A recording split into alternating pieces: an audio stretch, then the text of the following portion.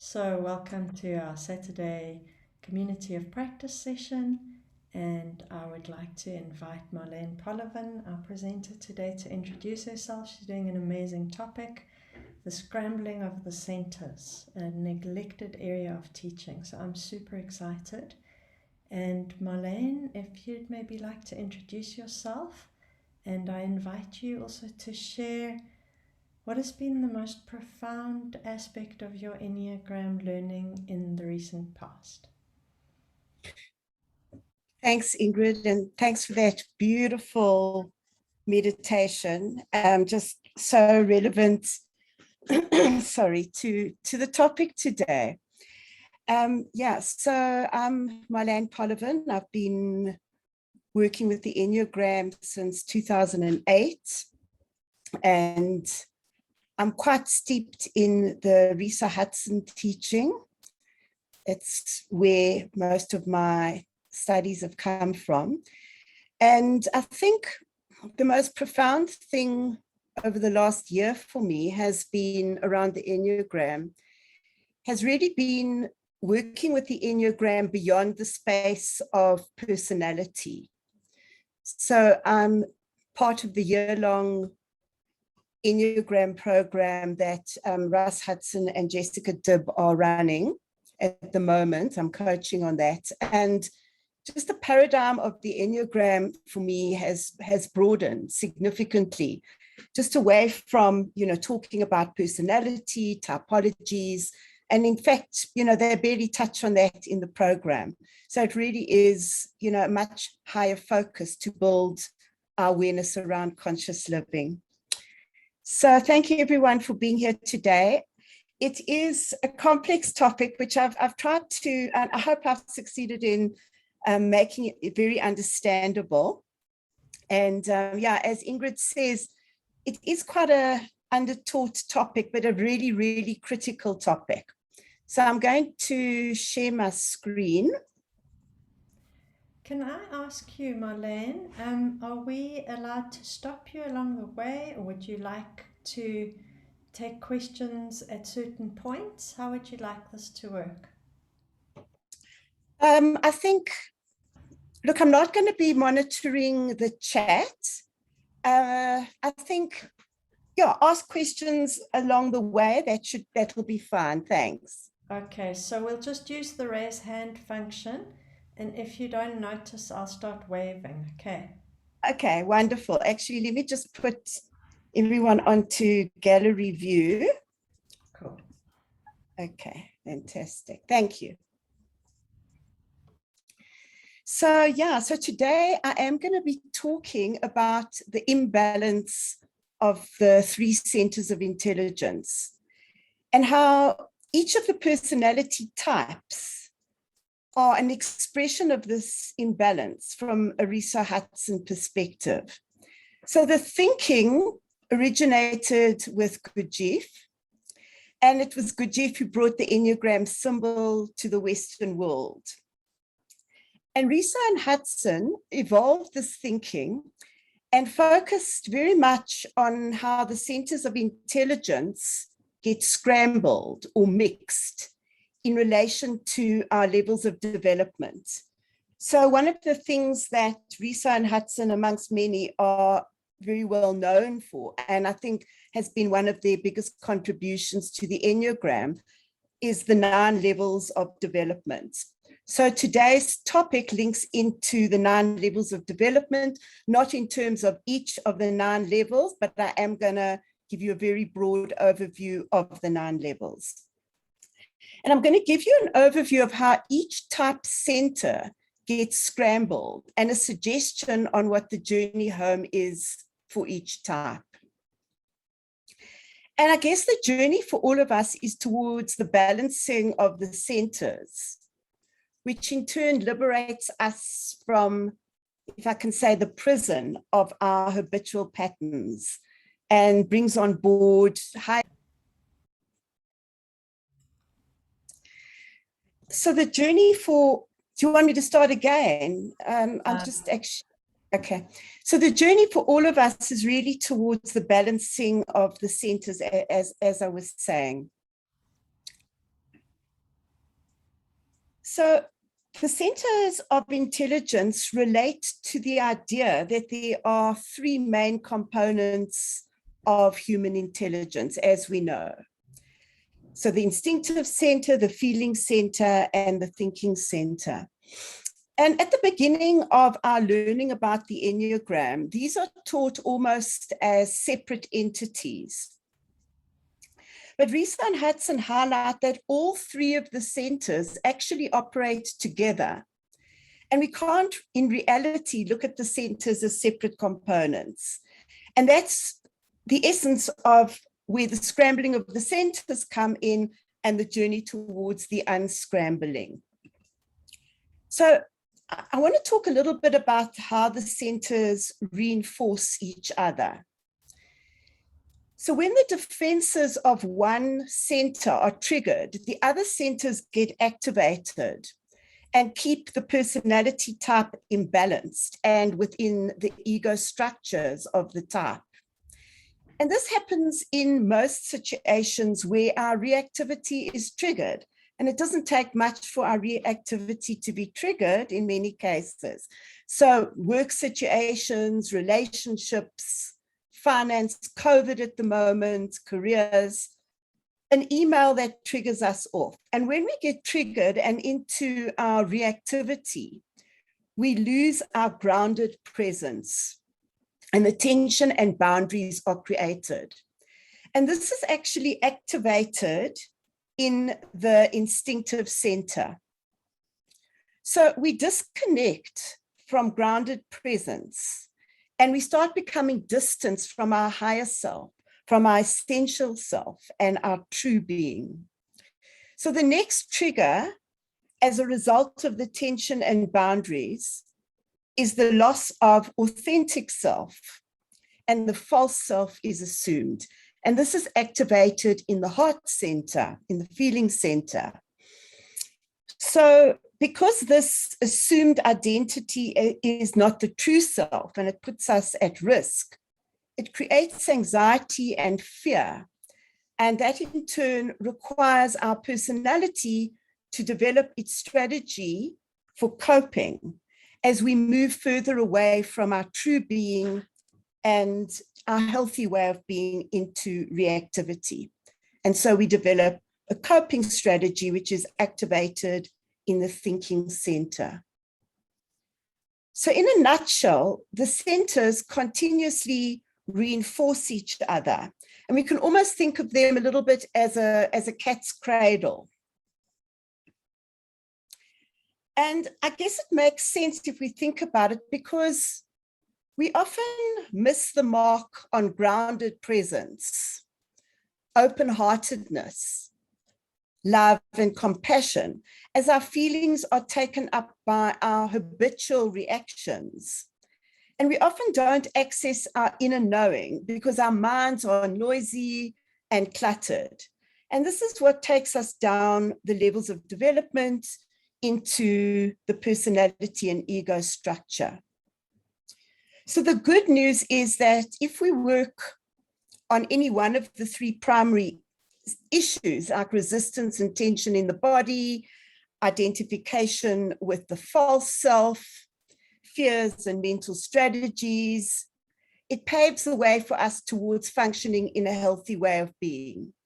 So one of the aspects that, going back to Ingrid's initial question of me, what was one of the most profound focus areas during this year in working with the Enneagram has been the impact of doing a 7-minute practice each day on grounding myself in presence, breathing into the body center, breathing into the heart center, and breathing into the head center.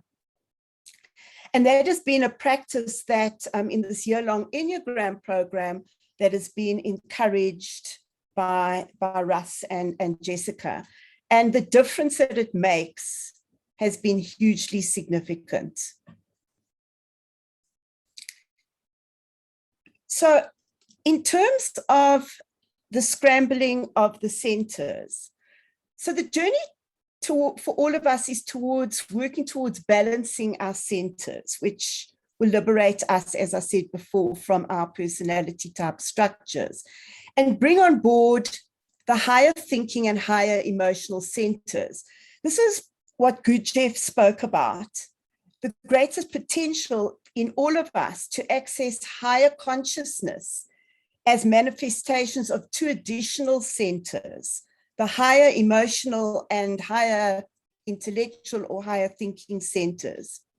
And what he taught is that these centers are ready to manifest through us, but we seldom experience these centers because of the scrambling or misuse of the lower centers, which are off balance, which he called the formatory apparatus. So the scrambling of the centers are the basis of our personality typology. So everything that we learn about from the personality types is based on the scrambling of the centers. And this quote from Russ and Hudson is important. We are not identified with the proper functioning of the centers, but with the side effect of their misuse. And this is going to become a little bit clearer as I talk about each type and how their centers get scrambled. And I love this analogy used by Gurdjieff. So excuse his terminology, which roots back to the 1920s, but he used the analogy of a house in disorder in terms of the scrambling of the centers. So our plight is as a house in disorder. The servants do what they want rather than the work they're suited for. So what does that mean? So the cook is driving the limousine, the driver is gardening, the gardener is cooking the meals. And in terms of the centers, this translates to us thinking with our feelings, feeling with our instincts, acting with our feelings, and a number of other permutations, which I'm going to share with you shortly. So overall, the communication between our centers is not functioning effectively. And he says the master, i.e. higher thinking and higher emotional centers, will only return home once all the centers are doing their proper tasks. So when we are in ego consciousness, we're not really feeling, we're not really thinking, and we're not really in our bodies. And in fact, we are not really present at all. So going into the imbalance of the centers now and just looking at the levels of development because this kind of brings it all together.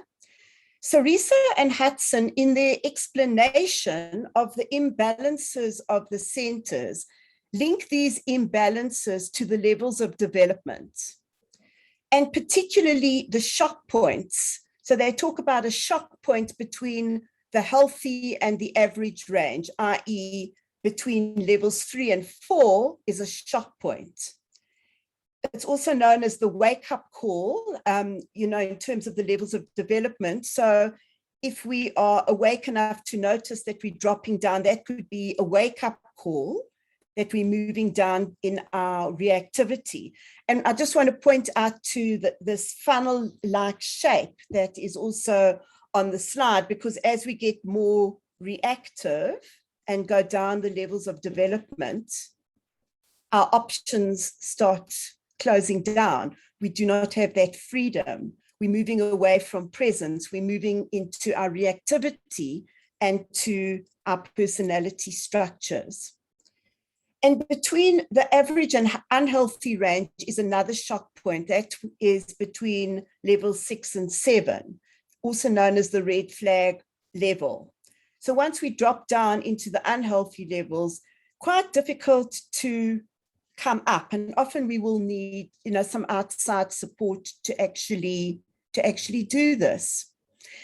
So as we move past the shock points and either drop down or are functioning in the average levels, a center gets knocked off balance and scrambled. And then if we move down, or we're functioning in the red flag level, the unhealthy level, another center kind of gets knocked off. And then we are in trouble because all our centers are scrambled. So once we descend into the unhealthy range of the type, all three centers are then scrambled. And we don't have access then to the higher emotional or higher thinking center. So I'm just going to touch on the levels of development. I mean, it's another whole session on its own, but I think it's important just to give this context. So level 1 is our level of liberation. So really functioning at our best self, our essence self, really in touch with our true being. And so level 1, 2, and 3 are all at the healthy level, though obviously starting to drop down in terms of the basic fears and the basic desires. So at level 2, our gifts of our type are very explicit, and we're able to choose other than our automatic response. So we can catch ourselves, we're not in automatic response here. And at level 3, so here at level 3, what our type does well is coming out here, the best of the type. So the wake-up call is a big jump between level 3 and 4. And if we don't heed this wake-up call, the type will drop into the average level and the scrambling of the center starts. So level 4 is known as the level of imbalance, or the level of fixation, which clicks in here. But still all good, it's, you're showing up pleasantly, your ego's on pretty much of an even keel. Level 5, so many people actually function at level 5, although they don't really like to admit that. I see your hand, Ingrid, I just want to finish my train of thought here. So at level 5, we are in our habitual patterns of our type.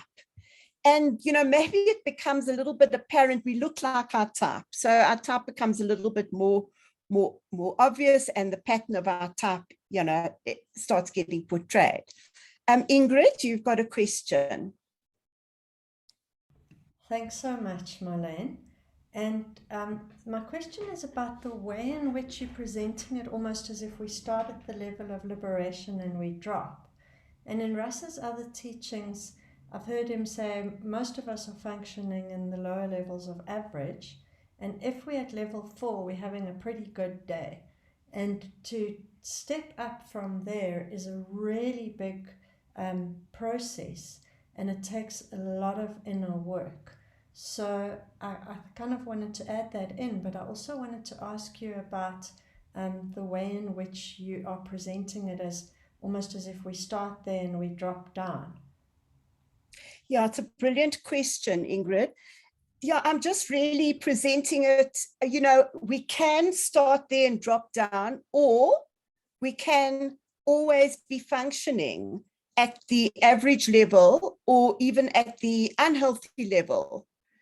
So this is really, I suppose, a template. We could look at it as a template. And each person, depending on their background, their environmental backgrounds, their past, their experiences, will be operating at a different level. So, and absolutely, it's to move up to functioning at the highest level would be a lot of work. And correct, we are mainly functioning at the lower levels of average. And, the journey is actually to move ourselves up one level and to catch ourselves in our reactivity. So absolutely, I mean, we don't start and, drop down. It's just really a representation of the levels, because I'm going to be talking about the different levels, looking in terms of healthy, average, and unhealthy. Cool. So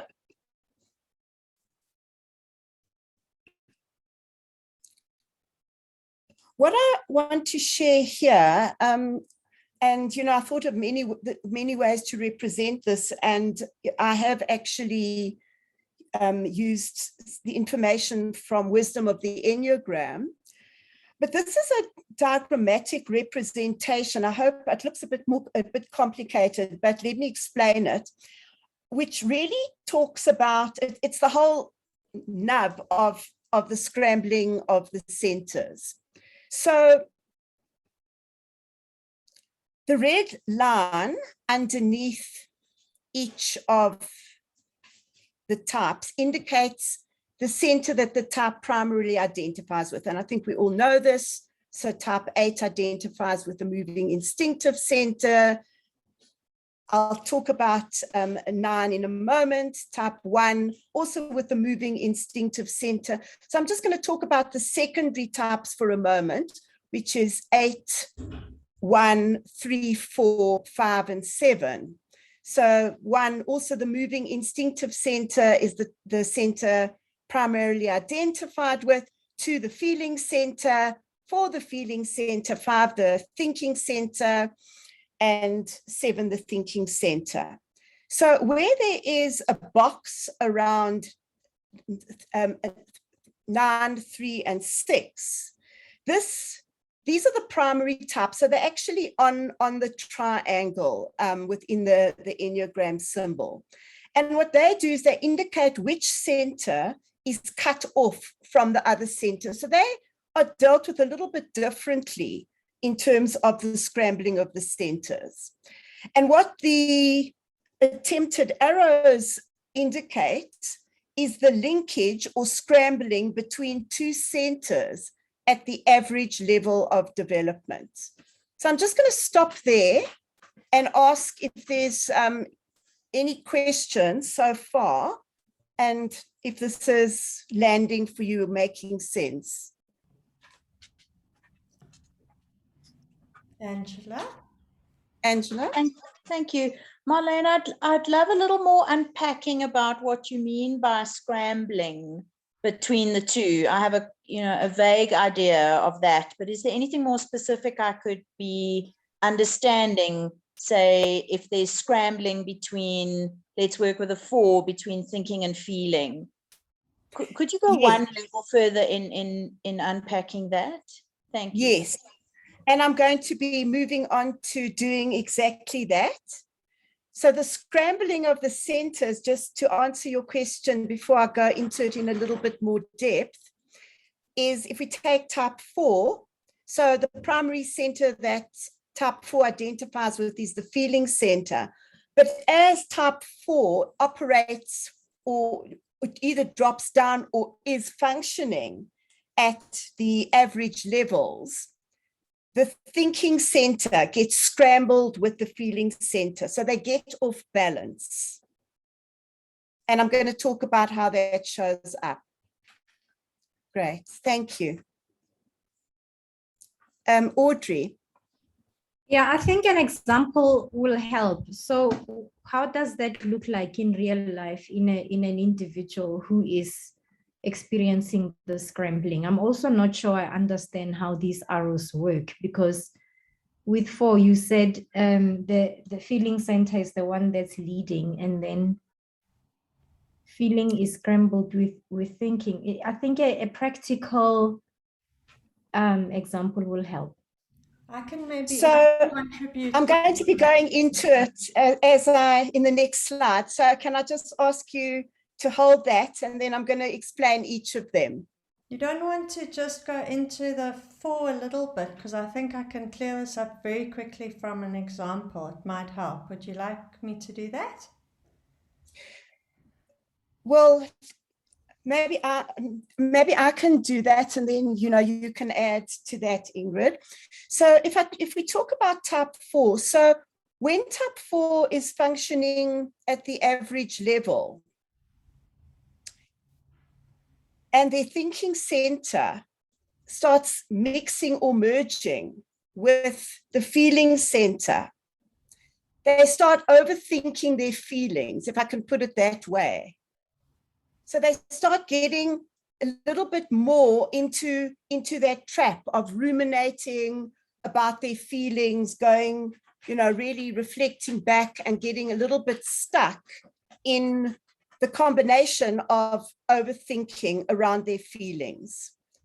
Ingrid, would you like to add or give an additional example?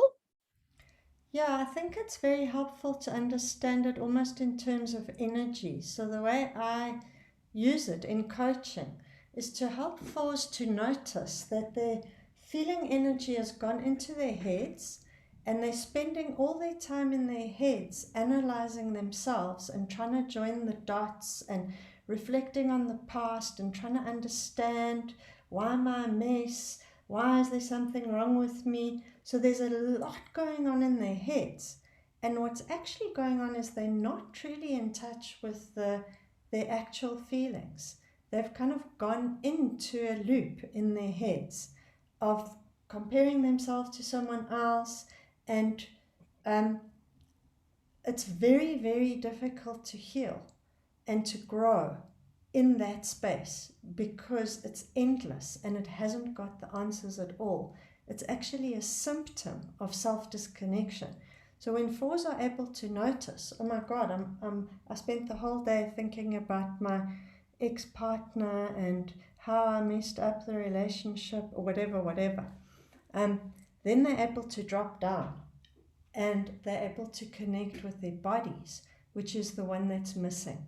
So the thinking and the feeling got scrambled, and in the process they lost touch with their bodies, and that's where the true feelings actually are. And when you connect with your body as a four, and you start breathing into your body, then all of that analysis starts dropping away. You start being able to connect with the true feeling, and there's grief and a feeling of invisibility, and the actual pain that needs to be healed is to be felt in the true feeling and the true heart. And that's when you start seeing real change. So you can see how these things are powerful keys in coaching. When you're able to say, Marlaine, I'm sure you're going to go into this, like you're able to say to a thinking center type like a 7, you've scrambled from thinking to action. You've overlooked feeling in this situation. And that's where they need to slow down. So I don't know, is that helpful, Audrey, Angela, to get a sense of what this means in the body right now? Okay, cool. Yes, thank you. That helps. Thanks. Great. Okay. So before I start moving into talking a little bit about each of the imbalances of the centers, just to give a little bit of a simplified picture of the imbalance of the centers. So type 9 is the most out of touch with the moving instinctive center. Type 3, the most out of touch with the feeling center. And type 6, the most out of touch with the thinking center.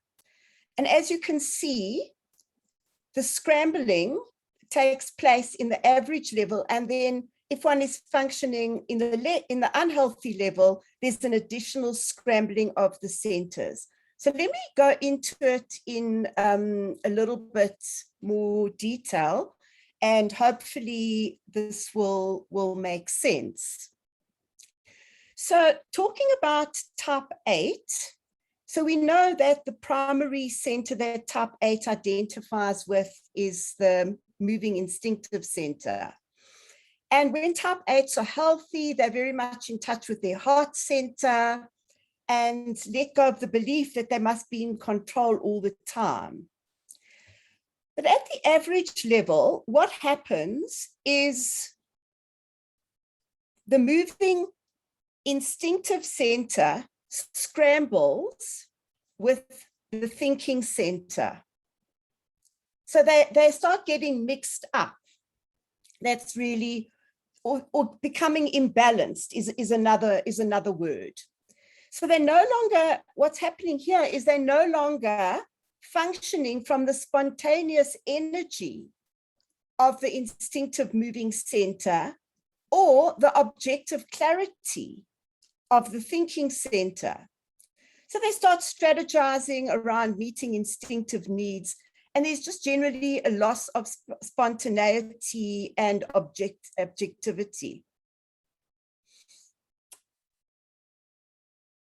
When they're functioning at an unhealthy level, the moving instinctive center is now another center gets knocked off or scrambled into the mix, and that's the feeling center. So now they're losing touch with the heart center, and the passion and intensity of the type 8 can make them become quite hard-hearted and with a deeper quest for control. So that's when we sort of a little bit in the danger zone. And, you know, it's very interesting that the line of the 8 is to the 2 to access the heart center. So what's the journey? So for balancing the centers, I'm just going to give you, one or two thoughts around this. Obviously, it's quite a detailed journey, which would require coaching and support. But actually, for all the secondary types, the journey is actually to work with the third center to start being able to bring their centers into alignment. So for type 8, it would be working with the feeling center to focus on accessing feelings and vulnerability, and to start sort of discerning thoughts from impulses so that they can actually unscramble the thinking and moving centers as well. So, just an example that's really come to mind, a close friend of mine over many years is an 8, and he's recently, not necessarily functioning at a very healthy level. And he's recently had a very, very big loss.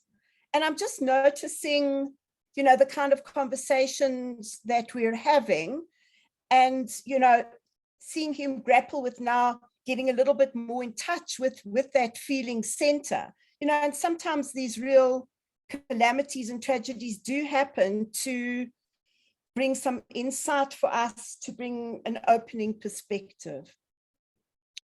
So talking about type 9, so type 9 is, as we see,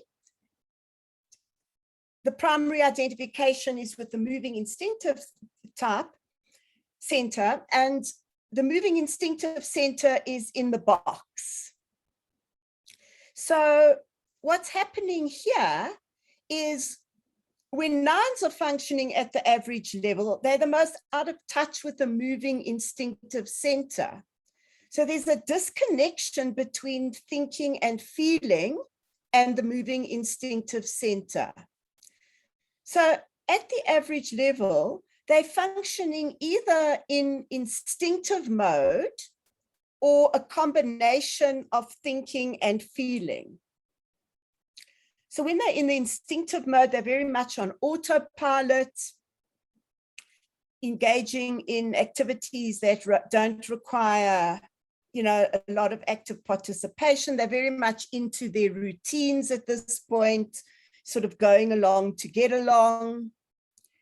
And when they are in the instinctive mode, when they're in the thinking and feeling mode, what Russ and Hudson called, they are in daydream mode. So they're thinking and feeling, but it's not really grounded in action. So, there's a lot of thinking and feeling going on, but there's no real galvanizing into action. And when 9s are functioning at the unhealthy level, they tend to numb out. There's the fatigued feeling, that disconnection. So for 9s, the balance guideline is around breaking the disconnection and having access to groundedness and releasing the blocked energy and being able to actually get in touch with the anger.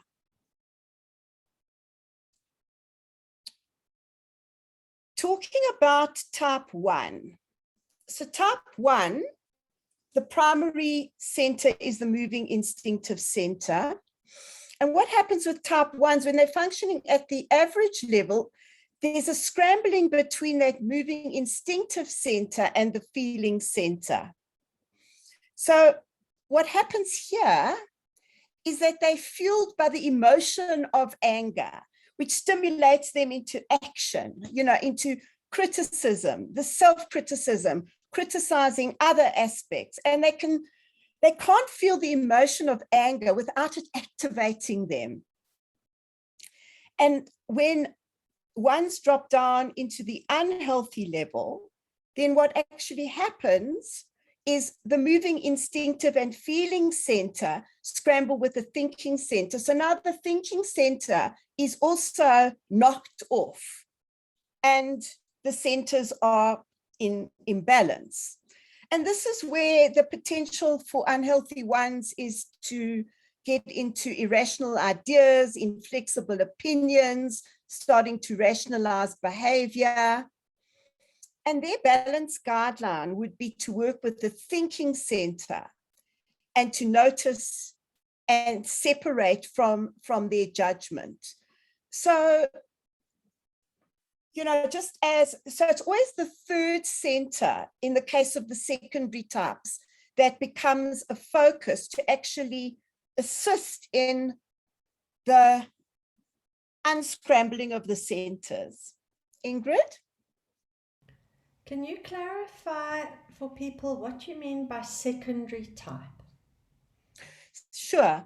So the secondary types are 8, 1, 2, 4, 5, and 7. So the primary types are the types that are in the triangle, 9, 3, and 6. Those are known as the primary types. The types that are most out of touch with their center. So 9 are most out of touch with the instinctive moving center, 3 the most out of touch with their feeling center, and 6 most out of touch with their thinking center. Thanks. That's really helpful to know that terminology, because it rings so true with Sandra Matry speaking about all the types being a differentiation on the inner triangle. I know Rob has done a lot of studying around that as well, and the more I work with the inner triangle, the more helpful I find it. So that's great. Thanks. Thinking of those as the primary. Cool. Thank you. Great. Thanks.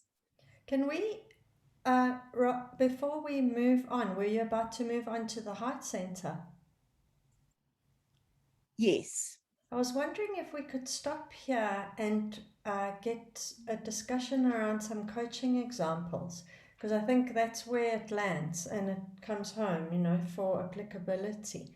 So maybe you spoke a little bit about the 8 needing to get in touch with the feeling center.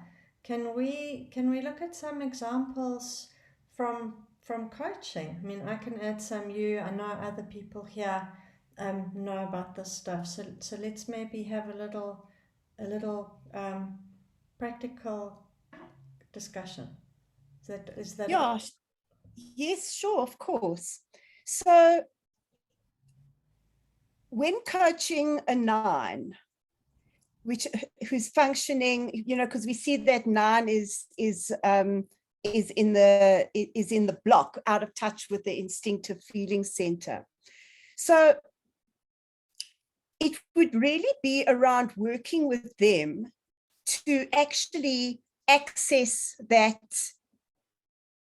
anger, because we know that 9s can often manifest passive aggression, and maybe working with them on recognizing when that passive aggressive behavior is getting manifested and what the cost and what the payoff is around that.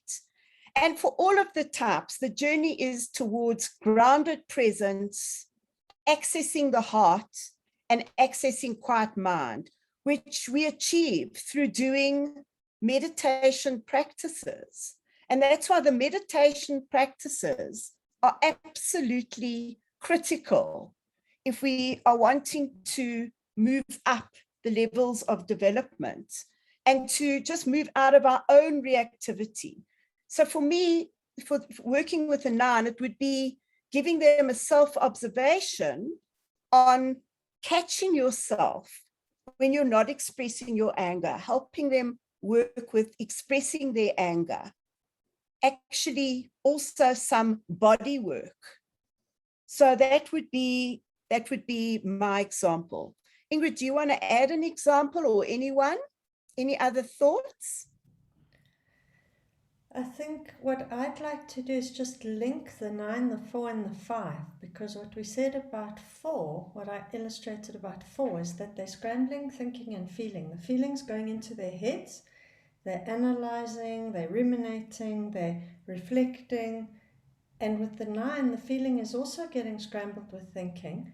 So 9s will be in reverie, and rumination is one of the words that Russ uses for the fixation of 9. So he's replaced indolence with rumination. So if you think about the line to 6 as well, 9s go into a thinky space where they're actually out of touch with their bodies, out of touch with genuine feeling, which is in the body, and get into quite a lot of daydreaming and self-comforting in their daydreaming. So a number of 9s I know say that they keep themselves company in their heads. And in Gateways to Presence, Russ also speaks about that, his new audio book. So that's what the scrambling looks like. It's similar to the 4, and there's the withdrawal involved. And then, as Marlaine was saying, how do we get in touch with the body as a 9? To reconnect with the instinctual center for a 9 is reconnecting with power, because the 8, the 9, and the 1 are based in that power center of the gut. There's a massive instinctual aliveness there that 9s can connect with as their foundation in the world and become really self-determining around, I'm here and I belong, and there's a force to that arises from within. And if you think about how you think of 8s as very powerful, the true vital power of 8 is also in the 9 and the 1. So it's like, how do we reconnect as a 9 with that? So it starts with getting out of the head and the thinking and the rumination and the catastrophization that comes from going down to 6 is, I can't do it, I better not try, and coming into the body. So that's how I find this stuff helpful, is thinking about it as in 3D, in myself, in the present moment. What would it feel like to land in my body and access my vital power, to feel the true quality of the heart center, and for that thinking to settle. So in each one, we can really get the map of how things go wrong. And it's powerful stuff in coaching if you bring it into the living moment of someone living in their actual body. So the map is fantastic to have as a slide because it gives you the key. So if you know 9, 4, 5, withdrawn, that means thinking and feeling scrambled, body out of the picture. You can just remember that. The withdrawn types have lost the body. So that's how I find it helpful. I don't know if that kind of from a different angle helps it to land from a learning perspective. Thanks, Marlaine. Does anyone else want to add? I saw you nodding there, Robert. I'd love to hear, because you've done so much inner triangle work and you're on the Gurdjieff course, the green room. If you can maybe elaborate on what you're hearing.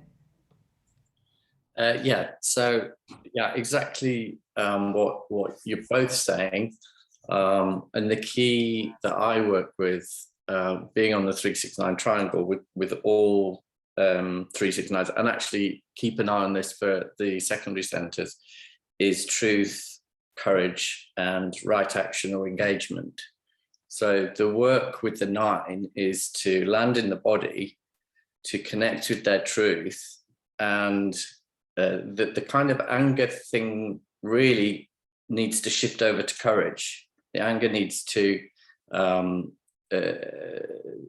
inspire courage to take right action, to become engaged. So I really enjoy working in the positive with the virtues. Yeah, beautiful. Absolutely, because I mean that's really the journey, and you know, just breath work is for me the root. The more we breathe into our centers. In fact, I did have a guided meditation from our year-long program, but Ingrid led us so masterfully through a wonderful meditation. And it all is about, you know, breathing into the belly center, the heart center, the head center, and, you know, just accessing all the centers as one of the practices. So one of the practices for nines, which I found quite interesting, is boxing. You know, that can really get the nine into the body center quite powerfully. So, you know, if you're coaching a nine, you know, that could be a useful suggestion to make it very practical. Okay. So I'd like to go on to talking about the feeling center. And then I'm also going to talk about the thinking center, and then maybe we could take a break and, you know, you can go into breakout rooms and discuss what you relate to from what's been shared. Cool. So those that lead with 2, we know that their primary center is the feeling center. So when 2s are functioning at the average level, the feeling center scrambles with the moving instinctive center.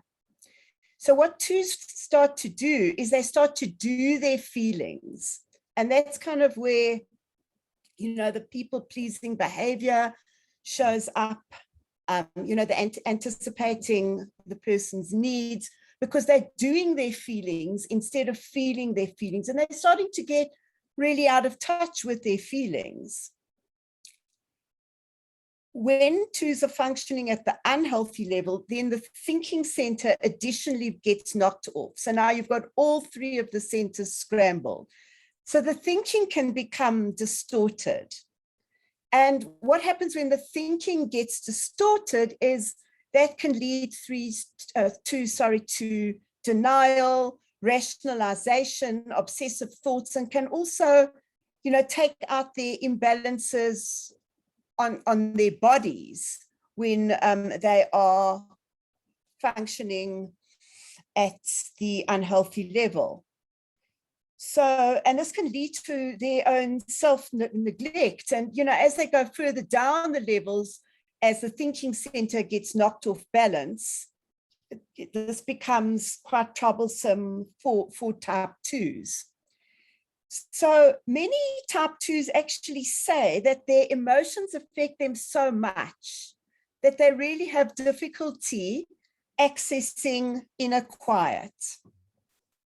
And the development journey for type 2s would be to work with the thinking center, to work a lot with quiet mind, becoming conscious of what their real feelings and motivations are.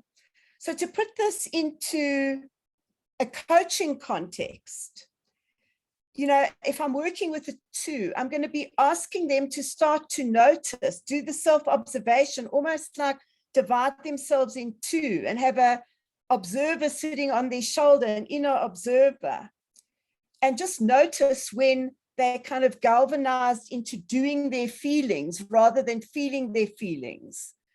So that's the work of the 2. And, you know, when they're moving into the mode of, you know, I'm doing things and I'm expecting something in return to get the love that, you know, is the basic desire of type 2s. Type 3 is the most out of touch with their feeling center. So type 3s are either functioning, they're either in their feeling center or they're in functioning mode. So there's almost like a segregation from thinking and moving instinctive center. So to meet their basic desire of feeling valued and acknowledged, they get into human doing mode. So threes tend to function either in the feeling mode or functioning mode. And it's very hard for them to function and feel at the same time. So I can relate to this because I lead with type 3.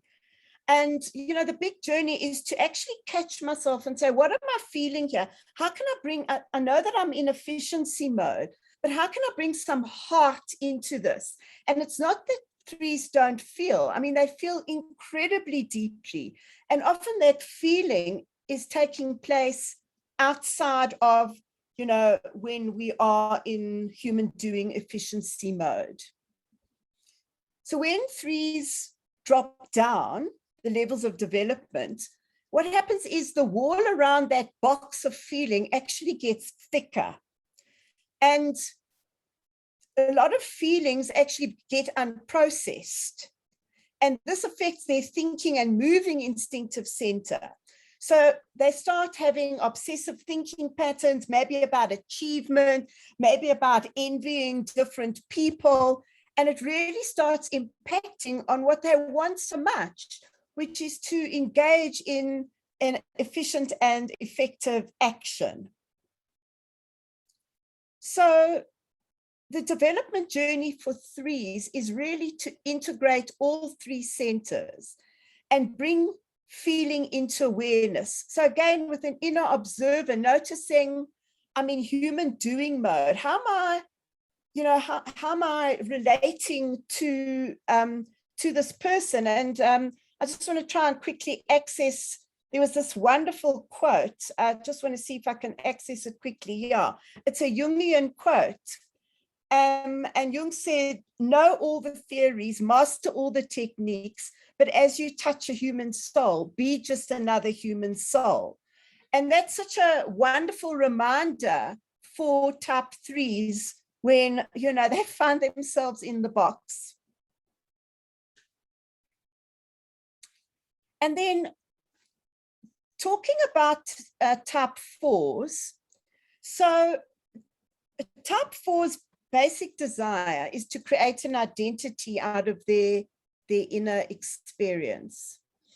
So when they drop down or when they're functioning at the average level, their feeling center gets scrambled with the thinking center. And they start over-identifying with their feelings and reactions. And the scrambling with the thinking center intensifies those feelings. So, you know, also from the example that Ingrid gave. So just ruminating, holding on to moods, overthinking in an excessive way. So, you know, I have a family member who's a 4, and, you know, I'll sometimes get the phone call when he's been ruminating on things that happened 20 years ago. And yeah, you know, and also I've got a little bit of an eggshell relationship. So, you know, one day I actually just said, you know, how could you just let that go? It happened 20 years ago. The person probably isn't even dust anymore. And there was a pause and I thought, well, that's the end. And he said, you know, that was like such a useful comment to hear. So when 4s are functioning at the unhealthy level, then the moving instinctive center gets scrambled. So now we've got the scrambling of all the centers. They're all brought into distortion. So they might start to indulge themselves to satisfy, you know, those emotional cravings. And at the very lowest levels, you know, even self-destructive behavior that might impact on their health. So their development journey is to really identify with their feelings in a way that, you know, enables creativity and just a true sense of their value, and just to be in flow with experience. And I know that sounds easier said than done, but that is really the journey for type 4. Ingrid? Marlaine, it's Chris Sampson.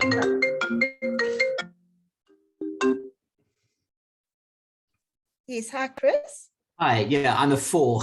So give me an example of what you mean by enable creativity and a true sense of their value in their flow. I mean, I understand the words. I'd love to hear an example or two to illustrate that. Yeah, so I think for 4s, you know, their true gift is accessing beautiful creativity and just having the freedom for that to flow without being caught up in a lot of the remuneration, yeah, the remuneration. You know, rumination. Yeah, that's exactly the word. Remuneration is always good though too. Exactly.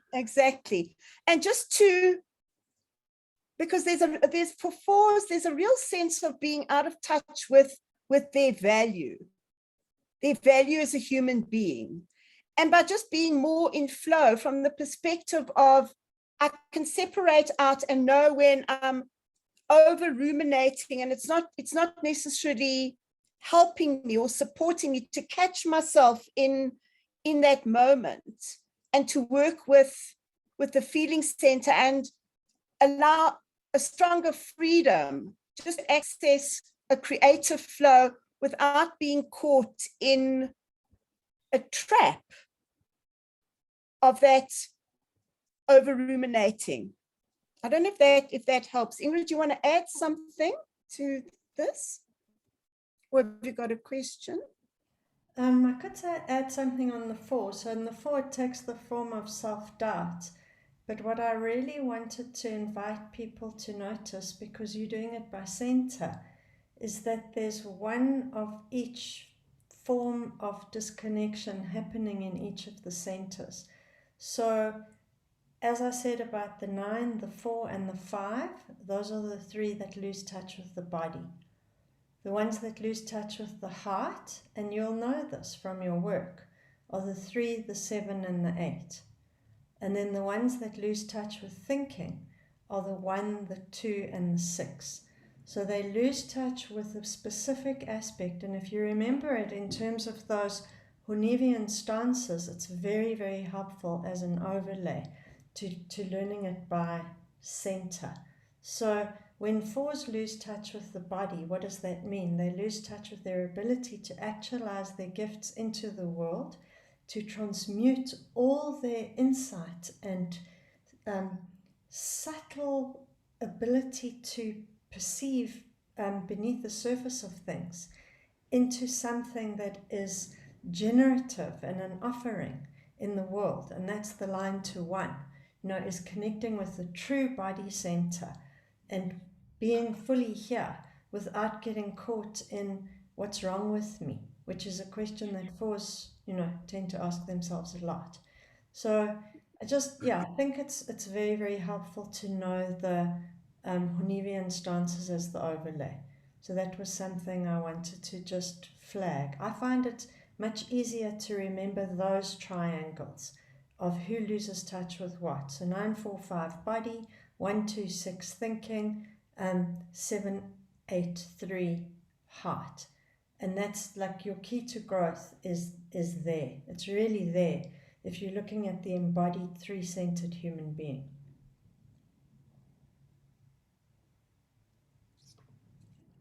Yeah, I think that is a very useful overlay, particularly, at the unhealthy levels, and also, to be aware of, as each center gets knocked off, there are different permutations. And in fact, the real development journey is exactly like what, as you've said, with the 3rd center, because that the 3rd center typically is not tied up in the personality knot, so there's more access to that center for us to work on. And yeah, the Hornevian types is a great overlay, because that would really just show us what the center is that we really do need to focus on. And having said that, the journey is towards integration of all the centers you know, and that's where the breath work is really, really critical, so that we don't get too heady about thinking about the centers from that perspective. And, you know, as I said, that's been a key aspect of the year-long Enneagram program, is just to do the breath work into the belly center, the heart center, the head center, visualize that integration, because it's not just focusing on one center, but it's about integrating all of the centers. Great, thank you. I just wanted to see, it's at 4:15 here. We've been going for an hour and 15 minutes. I've been advised that it's a good idea to have a break every so often. So can we do that? Have a short break? Okay, so Yeah, great. should we make it about 10 minutes? Perfect. And then I will talk about the thinking centers, and then we'll do a breakout room. Great. And then at the end, I want to talk a little bit as well. I've got something nice on the essence qualities, just to share one slide. And I want to share some of my program overviews for next year, for anybody who's thinking about some of the learning that they want to do next year. So see you in 10 minutes. Great, thanks. Thanks, Marlaine.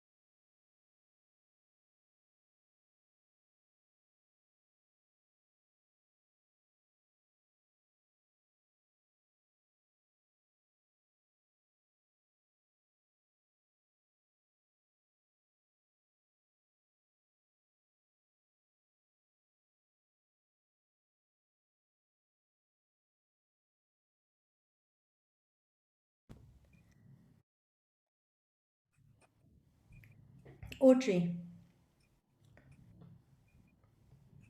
Okay, sure. Yeah, thank you, Marlaine, for, I've noticed that you've started to be quite practical and making obvious links, especially at behavior level in terms of how the scrambling is happening. So thanks for that. Question I have that I'm curious about is the point you brought in, Ingrid, with the Honavians, and that's so useful. Now, I'm wondering, how does being cut off from these centers, how does it relate to the Honavian? Because the Honavian is a way that the different Enneagram types get what they want from the environment. So I'm just curious as to, with the scrambling that's happening, or the center that they are most cut off from, how does that link to the Honavian in motion or in action? You can answer it now or later, I'm good. No, I think it's a very, very helpful question. And the Honavians are about our early object relations. They link right back to our very early childhood experiences. So if you think about the ones that are out of contact with the body center, if you think about the 9s, the difficulty in the early childhood context of exercising their autonomy and having their desires and wishes and presence respected in that space. Was their no allowed to be a no? Were they allowed to have a will? That was something that was negated. So they needed to cut themselves off from that energy. Let me give you an example from the thinking center. So, we haven't gotten there yet. So let's think about Enneagram 1. So in an Enneagram 1 early childhood context, they're usually intensely pressured to be something, to be perfect, to be well behaved, to be the good girl. And then what happens is they can't think for themselves. They have to just, do what is required in that context to avoid being hurt, to avoid being punished. So if you understand the missing center as the thing that wasn't really welcome in the early childhood context, or it wasn't safe. So if you look at the 3, it wasn't really safe for them to be as sensitive as they are, because that wasn't met. There's a lack of attunement, a lack of unconditional love. So in that context, it's really difficult to express your feelings because they're not going to be met. They're not going to be validated. There's no genuine sensitive presence to that very, very soft heart. So 3 see, okay, well, what is okay around here? I get attention when I'm achieving, performing, and, playing to the rules of the game around here. So I'm going to disconnect from my actual feelings and I'm going to do. So if you understand the intrapsychic dynamics starting in the early childhood, if you look at 7, I'll just give the example, we haven't gotten there yet. But for 7s, it's too scary to feel. So that's how the feeling gets lost from a 7. So we've spoken about losing body, losing feeling, and losing thinking. So you've got an example of each of the Honavians, right? So the compliance type, that's why 1 is a compliance. You don't think for yourself, you comply. With 6s, you don't think for yourself because you're too busy trying to get safety. So your thinking is all externally anticipating where the danger's coming from, what's going to happen next. So 6 coaching clients will say, I didn't know what was going to happen next. I had to be hypervigilant as a child because of a dangerous authority figure. So you see that all of these triads link together, and when you learn a type in depth, it's very helpful to remember, like a 1 is a frustration type, a compliance type, the thinking gets scrambled, and so if you learn the types in the layers and the heart wound at the core, then you start not needing to memorize lots of technical jargon, because you can imagine yourself in that type. What aren't you allowed to do around here? You're not allowed to be yourself, or you're not allowed to think, or it's too dangerous to feel. So this is why it's helpful to go to the early childhood patterns. But obviously, if you're going to do that in a coaching context, you have to do it in a really trauma-informed way. You're not going to push your clients into stories. I mean, you know that, Audrey. You've been on 2 of my courses about that. So that's the Hornevian link. I hope that's helpful, and I haven't just bombarded you with more jargon. No, absolutely brilliant. I mean, you phrase things in a way that is accessible away from the jargon. So it's absolutely brilliant, that link. Thank you. Okay, thanks so much. I'm glad that helped. I saw another couple of faces that gave me the impression there's a bit of trying to join dots together. I'm wondering if anyone else has got questions at this point before we move on to the thinking center that Marlaine can maybe clarify. Craig, are you on the bus? Yeah, I think initially it was, it's becoming a little bit more clear. I'm starting to see the linkages now than what I did initially. For me, as an 8, initially it was I didn't make what you said for 1 made sense for me, and I have no link to 1 in any of my Enneagram tests. But that was, I think I was painting it with, let's say, beginner of the course paintbrush. It slowly comes to, I think this is something that you need to go into and repeat, and maybe if maybe what you said, Ingrid, in terms of consider this, then that, that's a great sort of worksheet or way to approach this exercise. Yeah, that's why I like those circles, because you can see the type through all the structure. But if you think about 8, maybe it'll help you with 8. So 8 loses touch with the feeling center as an assertive type very early, heart wound of the dying heart, because of witnessing power imbalances or injustice, unfairness, some kind of brutality in the world, or experiencing that firsthand usually, and then thinking, I better be tough because life is not a very good place. There's a denial of goodness. You have to wall yourself off, and a denial of your own vulnerability. So what happens with 8s is they disconnect from the feeling center, disconnect from their heart, and put aside their vulnerability. And the superego comes in and says, you will never be vulnerable. And so you see the heart gets shut away. I will not be vulnerable, never.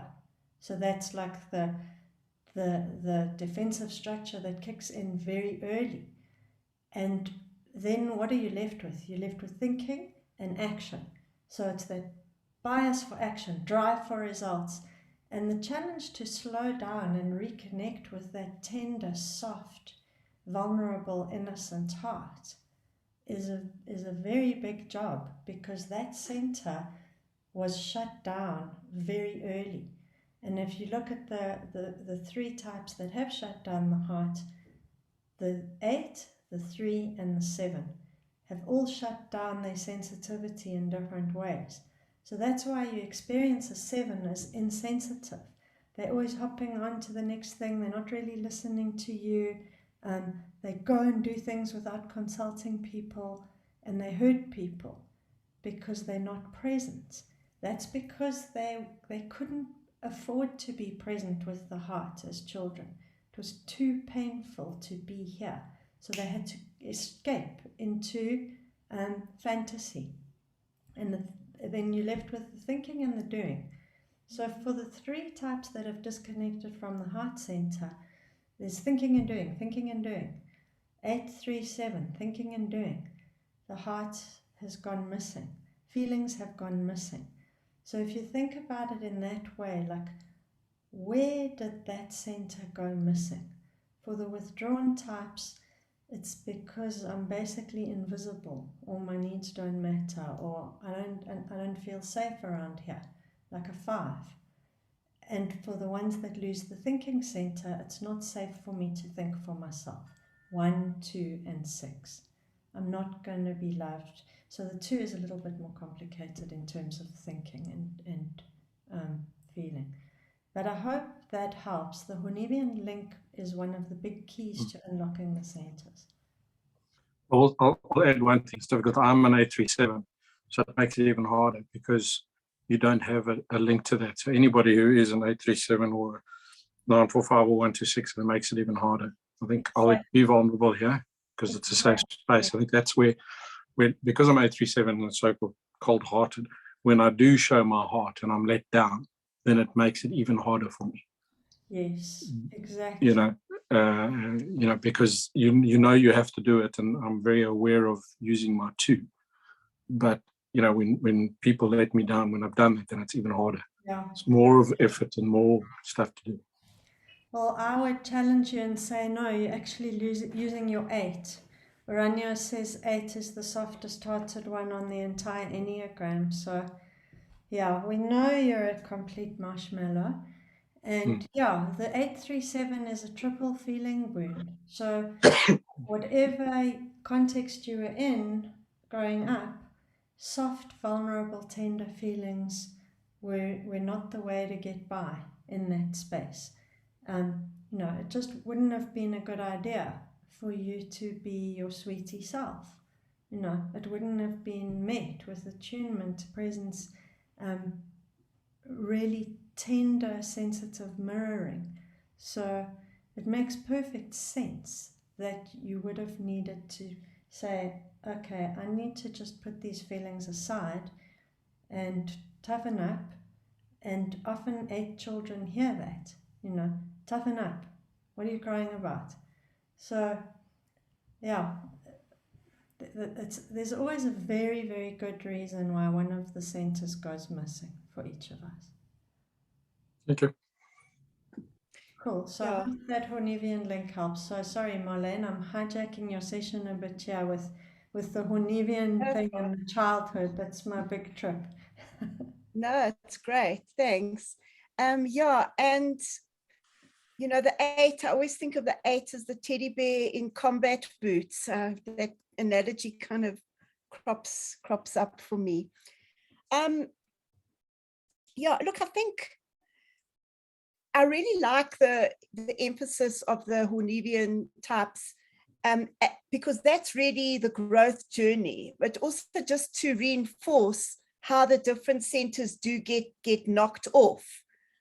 So for the 8, it's first the thinking center and then the heart center. And just to look at it in that perspective, just recognizing where that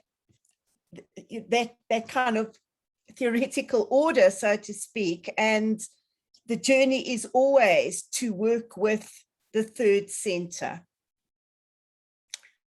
Okay, so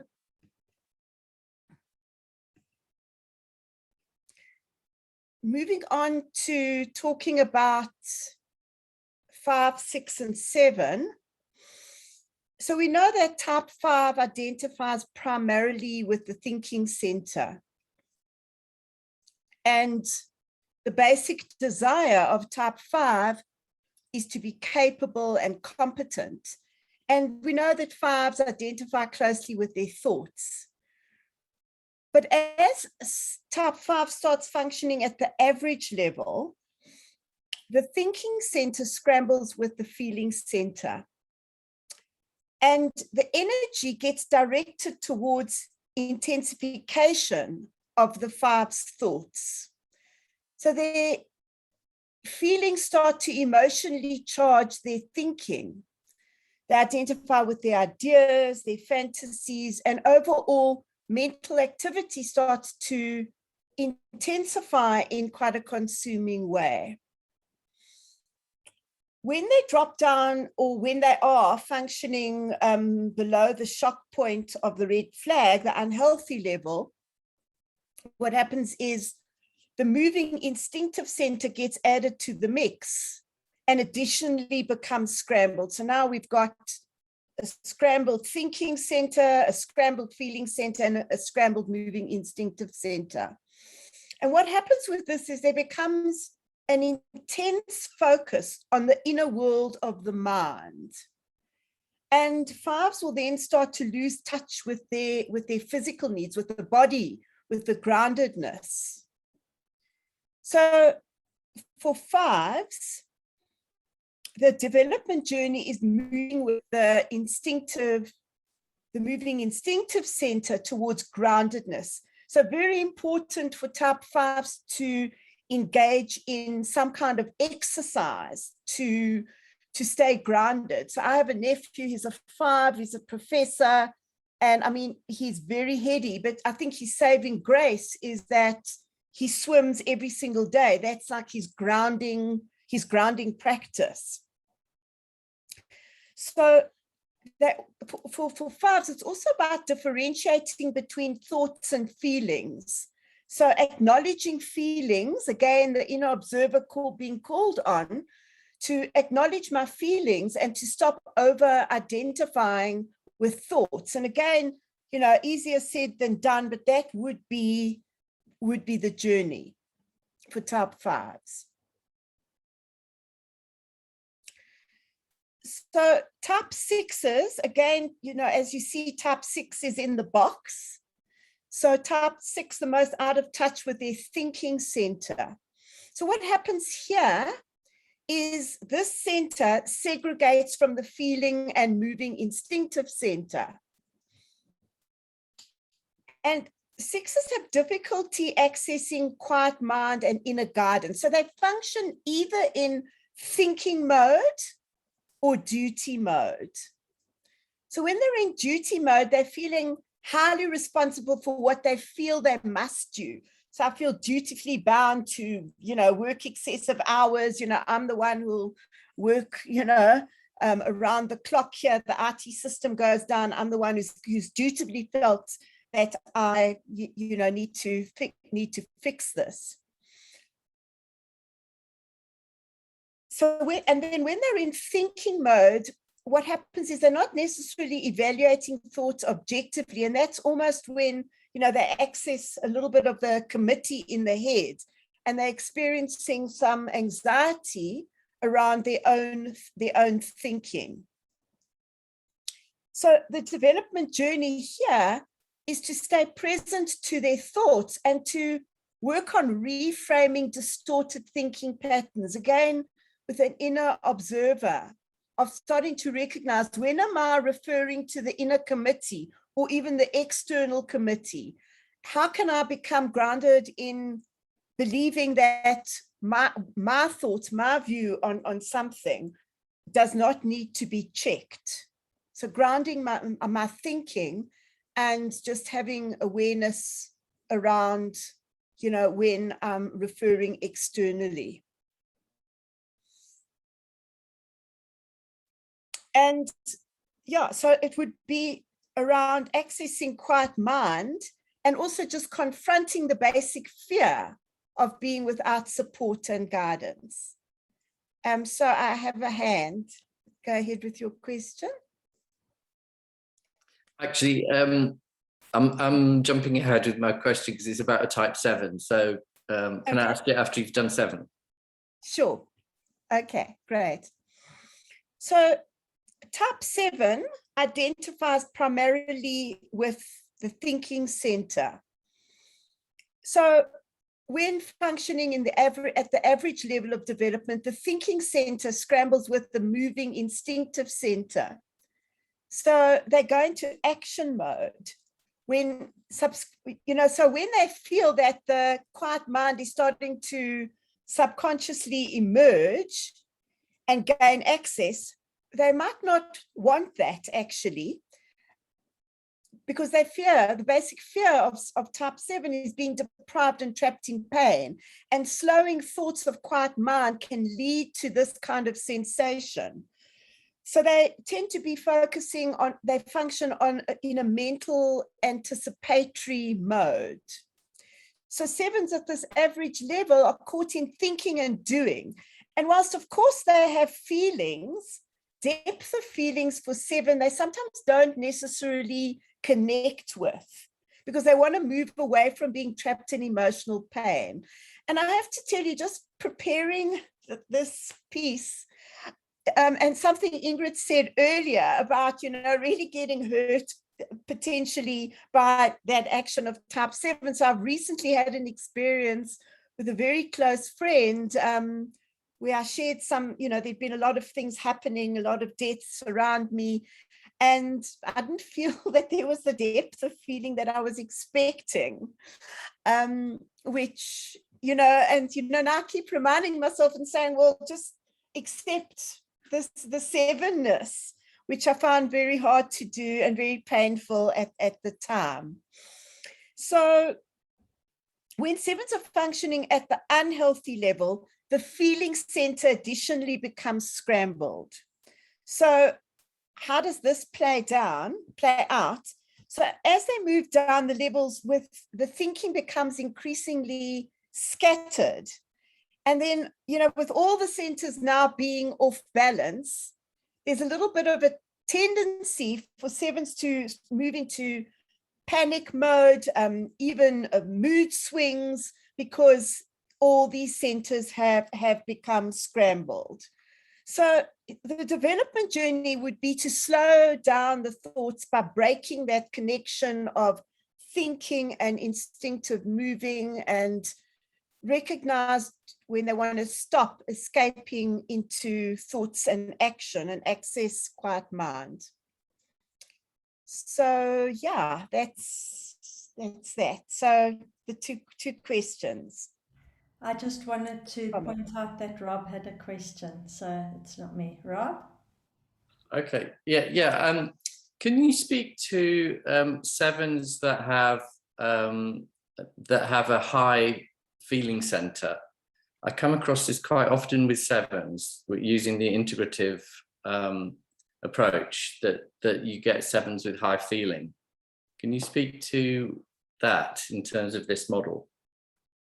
Yeah, because this model is different to the IEQ model, my own experience is actually, even though the seven might have high feeling, it sometimes is, they might even confuse feeling with, excitement of doing an activity and moving into action. And sometimes the depth of feeling might still be escaping the person.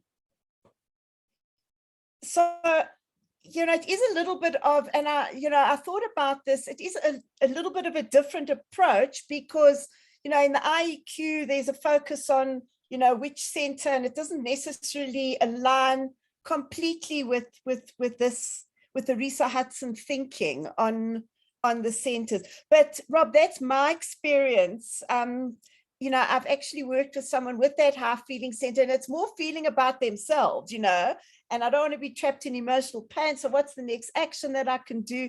And it's not necessarily that true depth of feeling. And I'd be interested to hear if you've got a different experience. That's just my experience.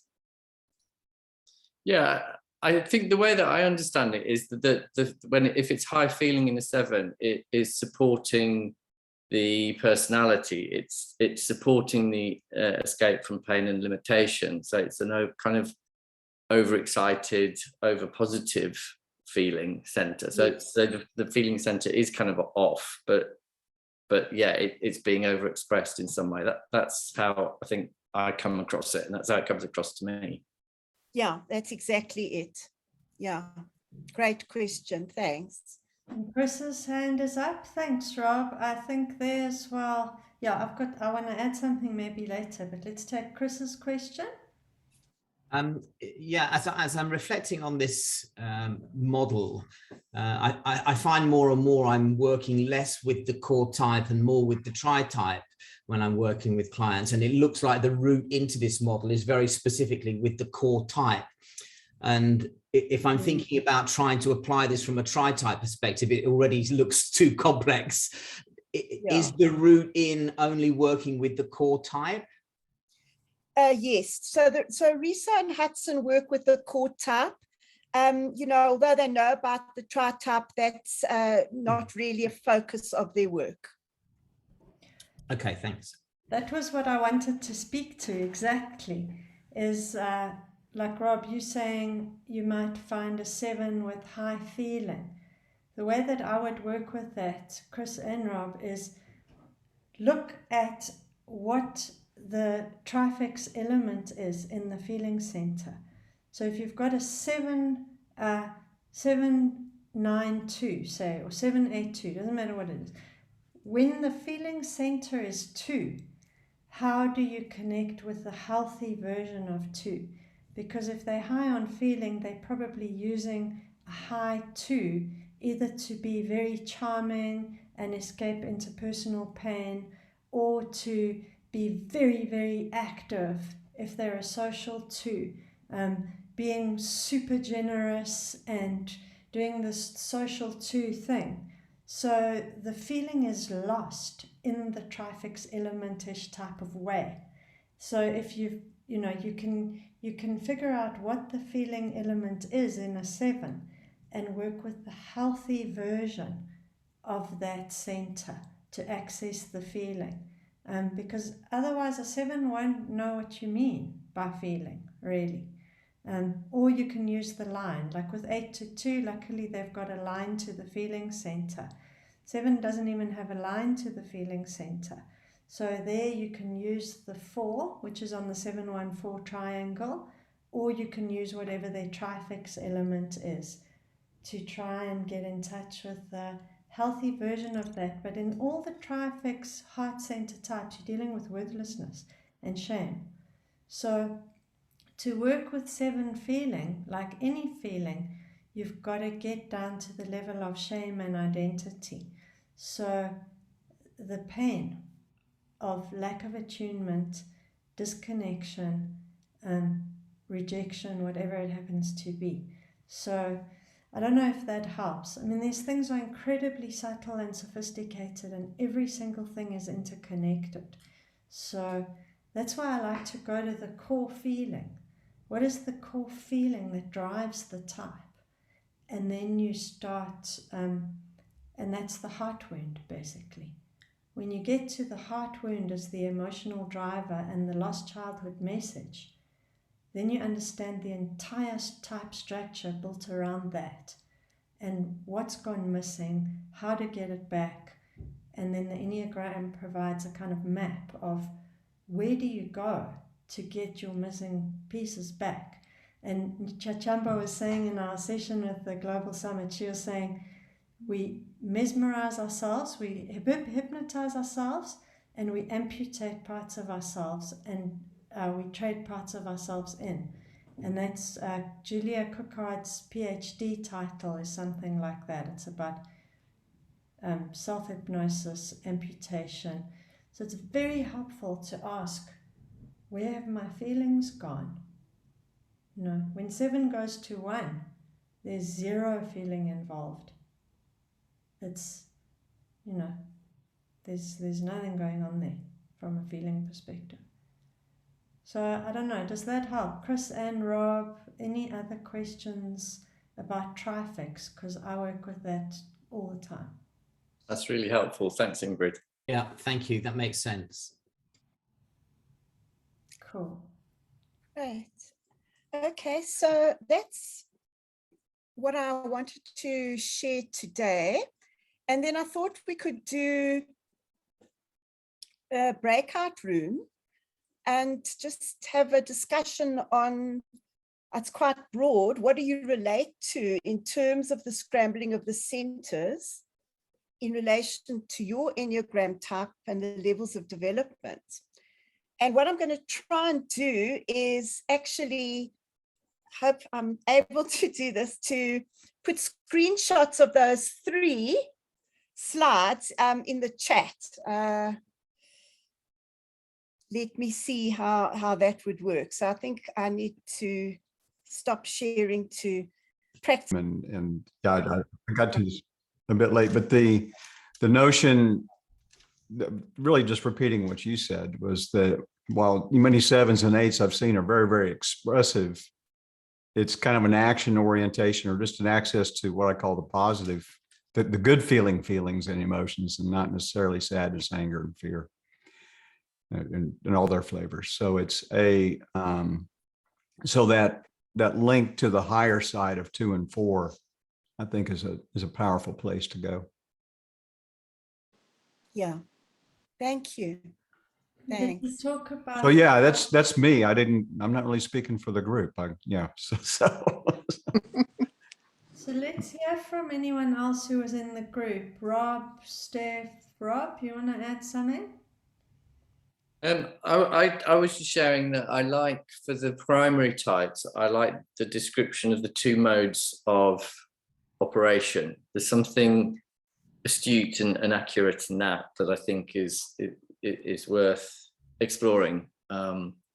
So for the body center, there are either in instinctive mode or thinking feeling scrambled mode, and then for the 6, they're either in thinking mode, which is questioning their own thinking, or they're in duty mode. There's something in that that just rings incredibly true. Yeah. Can you say more Okay. about that? Can you tell us more about what value you're discerning there? In terms of working with clients, I think that's who are on the 369 triangle. I think that's a really useful, descriptor to help them with their own self-observation, their own self-awareness, to describe those patterns and explore the extent to which those may or may not be relevant for that client, or to what extent they think that is useful or helpful to self-observe, in terms of not being in the 3 centers imbalance. Yeah. Yeah. So to be able to say something to a client like, even though you're at the heart of the heart center, have you noticed that you put your feelings aside completely? Yeah, I can't remember the 2 modes for the heart center, but yeah. So yeah, either in feeling mode or in thinking action mode. So the concept of the human doing. So a good coaching analogy is, how do you integrate that into a human being and bring the heart center into that mix? You see, I think that's incredibly useful, rather than saying to a 3 that they have, their feeling centers shut down. Yeah, absolutely. It's that's not very helpful. It's much more helpful to say, often 3s may have this split between being in feeling mode and then being in thinking doing mode, and explore that with the client. Yeah, and then come up with some practices or self-observations on how to integrate. So for all the primary types, it's always about integrating, away from the box. So that's, thank you. Thanks. And then Steph, you were also in that room. Craig, I'm not going to call on Steph because you said you weren't feeling well, unless you'd like to say something. And then maybe Craig, add anything in?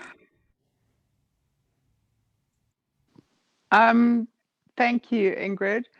I think, so what I've found interesting is that once we had, I think when I started listening, I was, I felt unsure, was following it, but unsure about how it was landing.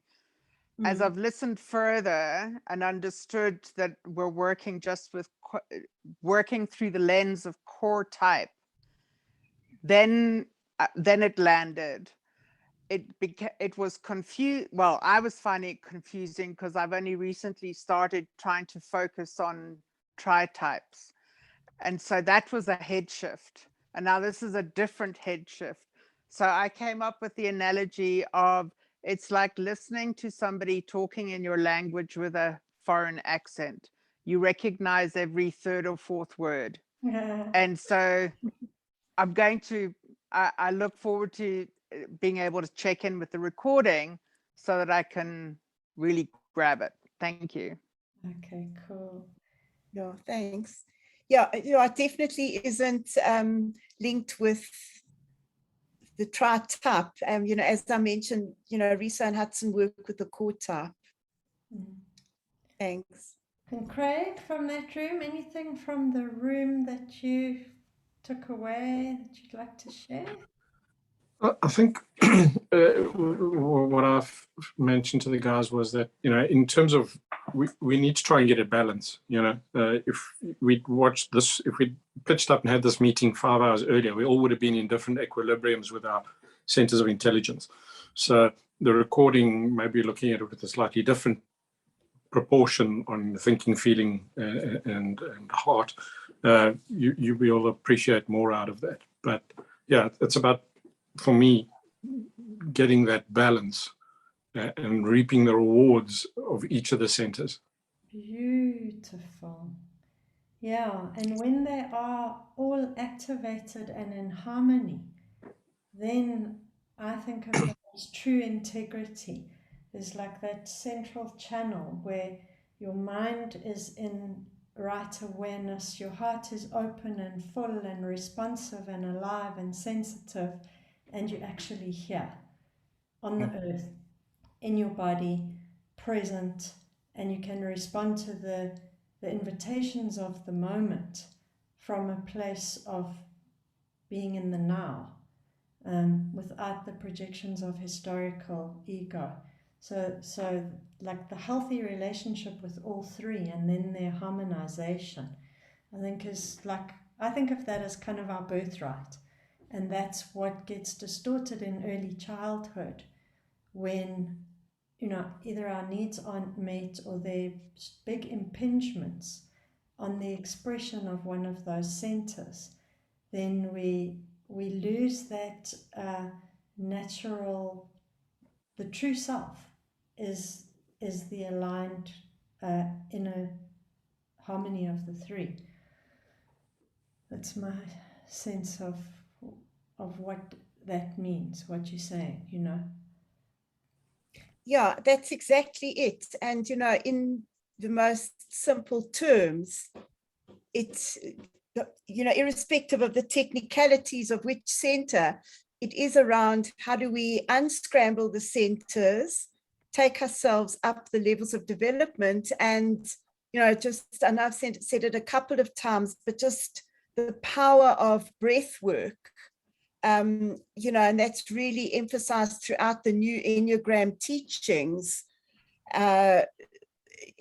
is the thing that creates the shift. Otherwise, we think about it, it's very lofty, it's very heady, but how do we bring it into our bodies and have that grounded presence? Because from the grounded presence, we've got access to the heart and then access to quiet mind. Beautiful. And there's some teaching around the fact that the heart center is the last center to open because it requires safety. So when you're safe in the body, in the present moment, and you've got some discipline of the mind to be able to turn your intentional awareness towards the breath, then the heart feels safe. The heart opens in a safe holding space. So that's one of the things I've discovered as well. There's a whole lot of beautiful teaching that I've stumbled across around that. So of late, I've been looking at psychological safety and the work of, what's his name now, Professor Timothy someone. I'll look it up, I'll let you know. I'm fascinated at the whole thing of safety, because as much as the need for safety seems to be often always linked to the six, but you look at the research around psychological safety and how everyone is, as a result of lack of safety, we are not showing up in our higher self. And I'm wondering, this is important for everyone. It's not just, for sixes. And exactly what you've said, Ingrid, the heart is the last to open, and it opens when it feels safe. So yeah, that's just a thing I'm chewing on. Yeah. No, it is a mistake to think of safety as a 6 issue, because all of us disconnect from the parts of ourselves that were not safe in childhood, and they have to be shamed out of existence. So that's the problem of thinking of shame as a heart type issue. It's not. Or anger as a gut type issue. We've all got everything, and when there's continuity in the early childhood holding environment, when it's safe to be ourselves, when there's enough emotional attunement for us to express our true feelings, or to show agency, to be autonomous, or when we know what's going on, and we can anticipate safety in terms of the coherence of what's around us, then we can show up with all 3 centers. Lee, your hand's up. Where you? Oh, there you are. Cool. So it was quite strange, sort of 6 months before the pandemic, I did a paper on anxiety and all of the 9 types. And what's quite useful is also to look at the model of the instincts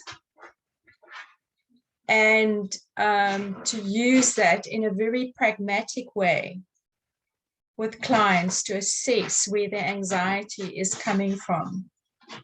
But Audrey, you're so right. It's not the territory of the 6. There's an anxiety trigger for each one of the types, and it's a very useful exploration, and it has to be client-centered. I become a little bit nervous when we impose models on our clients. Exactly. I really think that we need to listen very carefully to what the client's need is, and then use these models in a way of supporting them. Thank you. Thanks so much, Lee. That's really great, and I'm glad you raised that, because there's such a big difference between an Enneagram teaching context, where we're talking about the patterns and the lines and the model, and a coaching context where that all goes into the background, and we're not teaching the client about their lines. We're actually with them in that moment as them, and the Enneagram then goes way into the background as a source of understanding archetypal patterns. Well, that's how I like to think of it. But I think I saw in the chat someone asking if you'd share your paper. Would you be prepared to do that? You're on mute, Lee. Lee, you're on mute. Sorry, I have a slide deck, so I'm very happy to do it. And it might even be fun for us to do it in one of our practice sessions. How about that? Yeah, that would be lovely. Yeah, that would be great. We'll organize with Renata. That'll be lovely. Thank you. So it's wonderful to have people here bringing certain correctives and just some caveats and some kind of some flagging for us around application, and that just helping us to have a very balanced perspective on what we're talking about here. So thank you very much, Lee and Audrey as well, for those points. Cool, thank you. Yeah, if I can just comment, Lee, I'm so with you, and it just goes back to that Jungian quote on know all the theories, all the techniques, but as you touch a human soul, be just not another human soul. And I think all the theory can go in the background, because the typology is really a template, and each person is going to be so different just based on their life and environmental experiences. So I really appreciate you reinforcing that.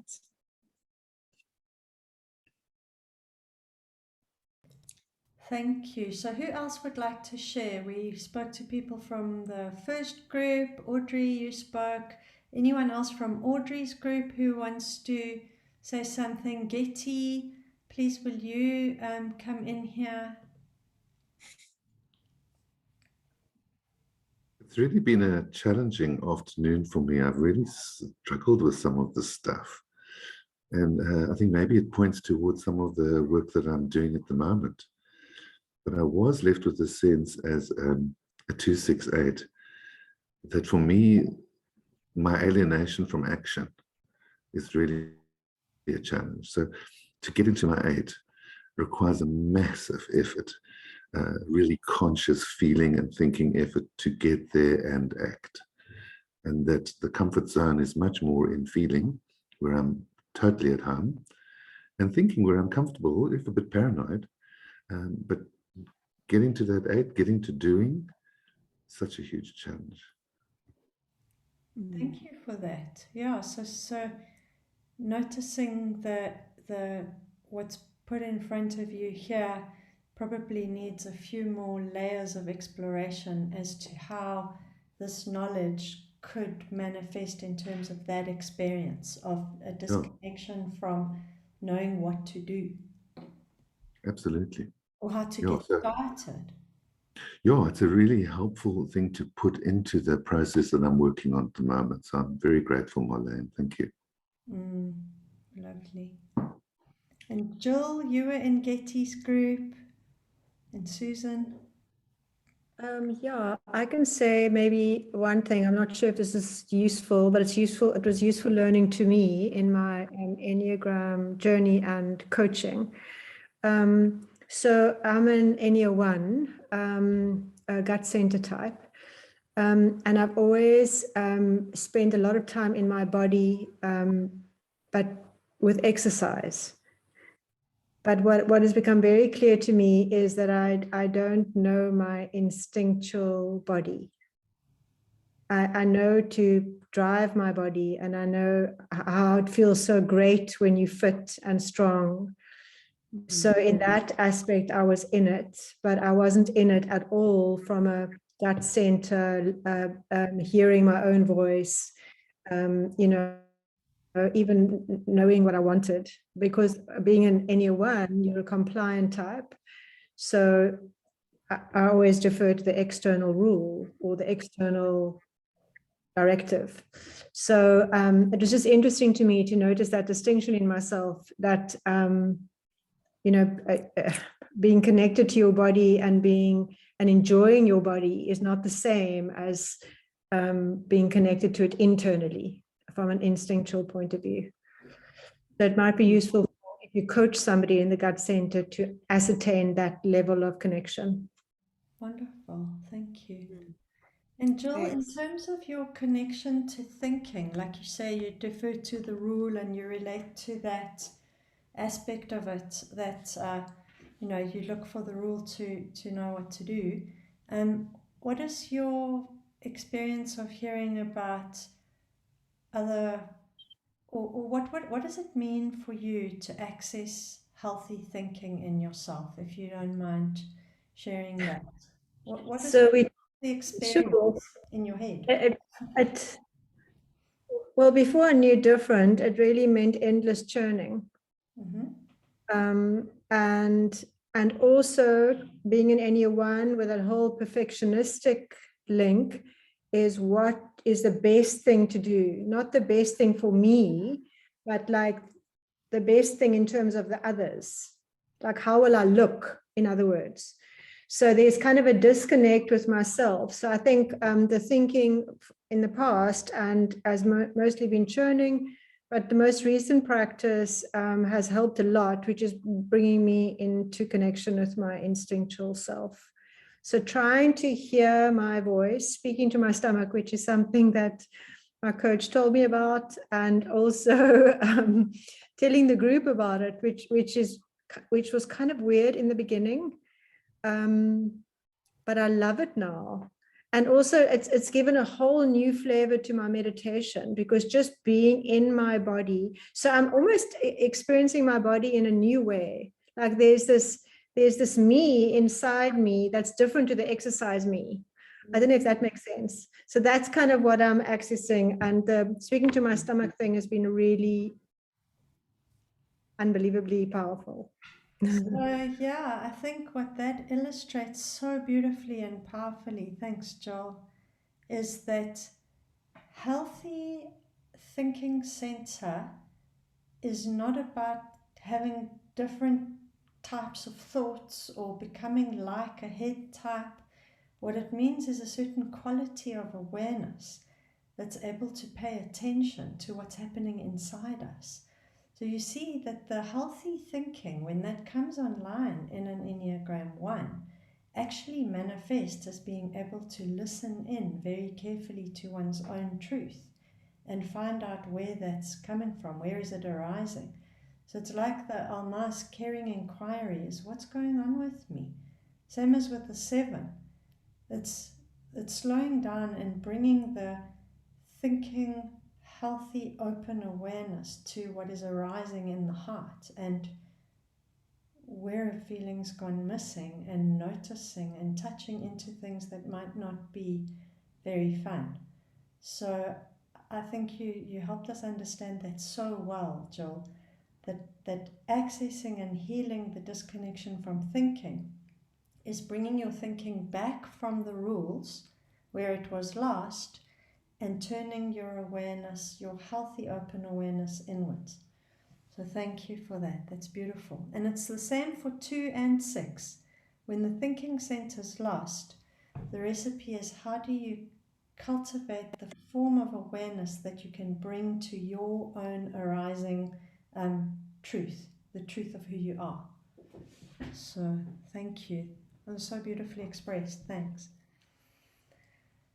Cool. Who else would like to share? We've got a little bit of time. This is a really beautiful session. Susan, you were also in that group, hey? So it'll be wonderful to hear. Oh my, I'm just learning so much from each of these exchanges. And I look forward to going back and listening to the first part, because you said, Rob, something there that I think I missed about the 2, 3s, and 4s being in the heart center, being in a, and I could have heard this wrong, being in a doing mode, needing to go to being. So I'm not sure if I heard that right, but that's not what I want to put into this space here, but there was something here to go pull back on. But what came up for me in this last little exchange with Gil is, and others, is my try is a 2, 5, 9. And in that, what I felt as we've gone through this is that being cut off from the thinking or overactive from the 2 aspect. I so resonate and identify with that. I've been really working on that. But what also came up to me is how that 5 energy blends with that 2 thinking cut off. Then I've got this over amplified 5.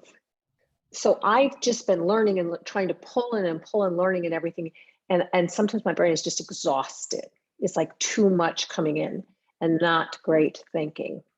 And so this is really resonating to me. And I've been trying to look at getting to that healthier thinking. So I've got the 2 and the 5 working together in this way. And how that has been working together. And one of the things that really helped me last weekend, and this, I remembered this because I've been realizing that most cut off, I feel, is my belly, and for different reasons. So that's come up to me in the work they've done. I've been trying breathing exercises to work with waking up the belly and started Pilates. But one thing I did last week that really helped was I was in a diamond approach belly gut meditation half-day session.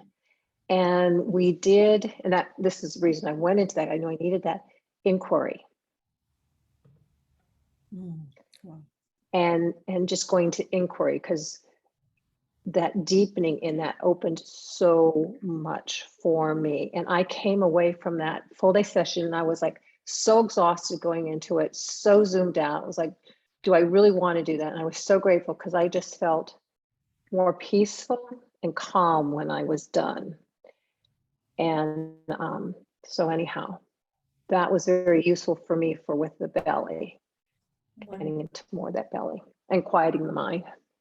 Wonderful. So it sounds like quieting the mind and doing the inquiry allowed you to then become aware of what was happening in your gut center. And then who knows what the next step would be in terms of getting in touch with your true heart. And I think it's deeper inquiry, because then I was with someone in I'm in Russ and Jessica's year-long program, so it resonates. So in our learning lab, I was talking about this, and what came up is there was more I needed to do in that inquiry, which really gets back to self, not the other for what I was working on, but for self and what was in that. Beautiful, hey? Yeah, and there's so much we could explore. We could run a whole session on too, around what does it mean then when you bring inquiry to the defense mechanism of repression. You know, in each of us, when we bring inquiry to our defense mechanism and we see how much we needed the defense mechanism, like for 7, to bring the inquiry to the disconnection of heart and the rationalization, which basically means going into abstraction and feeling how difficult it is to bring awareness out of abstraction into the heart. So the equivalent for a 2 would be, how do we bring that caring inquiry through the repression into our own true feelings, which are hidden, you know, behind the repression. And for each of us, there's that process of softening through our defense mechanisms, because we learn to trust the quality of our own presence, to be able to bring that compassionate inquiry to the tender places in our own souls. And this is where your work on trauma, Ingrid, and I so loved how you were presenting and talking on the conference. But underneath all that is trauma. And I know it goes back to childhood and so much. Of course, it absolutely does. And even if we just work with the lost childhood message without any narrative, so we don't take our clients into any regressive stories or take them back to those moments, we can just talk about, okay, the starving heart, or your needs will be met. The Enneagram formulae, we can say to our clients, so these are the kinds of things that show up in the boardroom. And have you noticed that you find it difficult to slow down and care about people's feelings? So, and that's what you do as a coach, but you know where it comes from, and you know the difficulty of that. It's really, really hard to get in touch. Getty, I see you shaking your head. Is there something you want to say? I'm just thinking about the framing of the question. So for me as a coach, have you noticed is a problem. I'd much rather inquire in a different way. You know, is it possible? What might you have noticed? Rather than lead. I think what I'm talking about is a debrief, where I'm saying. But even in a debrief, Ingrid, I would be much more tentative. I would be inquiring rather than stating. No, I mean, I think of that as a question, like, have you ever noticed that you're in a hurry or whatever? But it's a leading question that could be answered yes, no, or maybe. So for me, that wouldn't satisfy the requirements of a coaching question. Yeah, I think debrief and coaching, I think about is slightly different, but I have found that when I ask in that way, like, you know, people with an 8 in their tri-type sometimes experience this. Have you ever noticed that? That usually a lot opens up. I'm unsure about this. It feels leading, and I think it's about phrasing, but I wouldn't do that. Okay, so maybe we have another deeper dive into the debriefing session we had last time. Yeah. Ingrid, sorry, may I have a question, please? Yeah, sure. Sorry, I didn't notice your hand up there. No problem. I'd like to actually ask Susan and Getty if they could give me a little word of wisdom in working with a type 2 client who is doing a lot of what I call sort of spiritual bypassing, She's actually on a quest to become a shaman. But she's from the tri-type point of view, and rather from a scrambled center. I think there's a lot of 5, but she's accessing 8 in the most angry way possible. And of course, that is going back to what Audrey was asking about. I think a lot of it is coming from anxiety. So what advice can you give me as a coach in understanding a little bit of that territory from that place of 2? Well, I'm a really bad person to ask for advice because I professionally don't give it. Yeah, but we coaches, we can do that. Yeah, I know I don't. But I would be exploring anxiety, resentment, and resignation as moods from which someone. Resentment. Yeah. Katie. Yeah. So I think that the link often is first anxiety, underlying resentment, and resignation about the stuckness. And of course, the stuckness might also generate quite a lot of heat. I hope that's helpful. Yeah, there's a lot of heat. Yeah. So I think for me, I would be working a lot with mood, because a mood is a predisposition for action. Thank you. That's really helpful. Say more about that, Getty. You lost me. Mood is a predisposition for action. Can you unpack that a bit? Yeah. So as humans, we act from the mood that we're in. So when we're in a mood of anxiety, our action tends to be smaller and quite self-limiting, kind of cautious. When we're in a mood of resentment, we might lash out rather than really be with the anxiety that is created for us. And many people are stuck in the mood of resignation, where they feel impotent and unable to shift the circumstances. So as an ontological coach, it's a very key part of the work that I do is around helping people observe the moods that they're in, identify them as either helpful or unhelpful, and then to work on mood maneuvers, on developing new habits around, in the self-observation, finding yourself in an unresourceful mood, becoming aware of it, and then pulling a move to shift yourself. And for each person, of course, the move will be unique.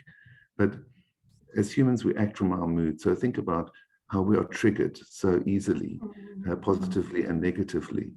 And the underlying mood that we're in will probably have a profound effect on the way we respond to the trigger, both from our bodies, from our emotions, and from our thoughts. Thank you, Getty. That's the Alan Seeler work. That's really helpful. Yes, I'm an ontological coach. Yeah, thank you. Great. I wanted to make sure that we got to some of the ontological depth there, because mood sometimes sounds, we're quite reductive sometimes about our moods. Like we say, oh, it's a mood. But actually, when you talk like that, you understand that there's a lot to it, and it's a powerful driver. Yeah, thanks for that. That's great. So let's hear. Check the time. Yeah, Susan? Can I ask a question? Getty, would you say, how does mood work with temperament? And I'll get back to that with what you're asking. Is mood and temperament, how does those relate? I don't think I can answer you, Susan. Okay. I would really need to take that one away and think. I'm not sure if temperament is something that's fixed. So, okay. So if I think about my own endless journey of self-discovery and improvement, it's a long way from the temperament that I was said to have as a child. Okay. But it's a goodie for me to take away, Susan, so thanks. The reason I ask is because I'm looking at someone who's got a different approach on awareness, which has to do with temperament. So looking at that in my own journey. So to answer just real quickly, Lee, what you had asked about your 2-5-8 client, what I can just say is that 2-5, what I just am realizing here is that combination of that 2-5 and that learning. And for me, then with that 9, it's like learning and for others, and how can I use this? And I'm being driven. And what is underneath that? So for me, that awareness and presence piece, which is what I'm doing for myself, and I'm realizing is huge component with all this is that self-awareness, and what will help me with my own self-awareness, which an inquiry was, and then in getting present. And what does that mean? And how do I do that to see what's underneath whatever that is driving me and is showing up? Powerful. And of course, we need to be so respectful when working with the two, because when there's pride, you know, it's another thing to be able to very gently allow that to surface. Thank you so much, both of you. Yeah, thanks for the question, Lee. And I like your just circling back to the trauma-informed presence of not going at someone's passion, their vice, fixation, you know, to just be tender. That applies to all of them. Yeah, Getty, you wanted to say something? Yeah, I'm very familiar with the 258 because my son is one, and it's the tri-type of the strategist.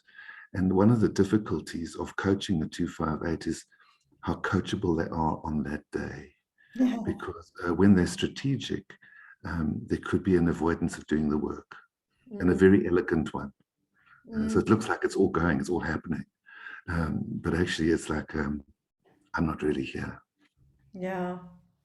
So that's their noticing as a coach as well, whether or not we've got an agenda, and whether I think it's our job to fix somebody's resistance, in inverted commas.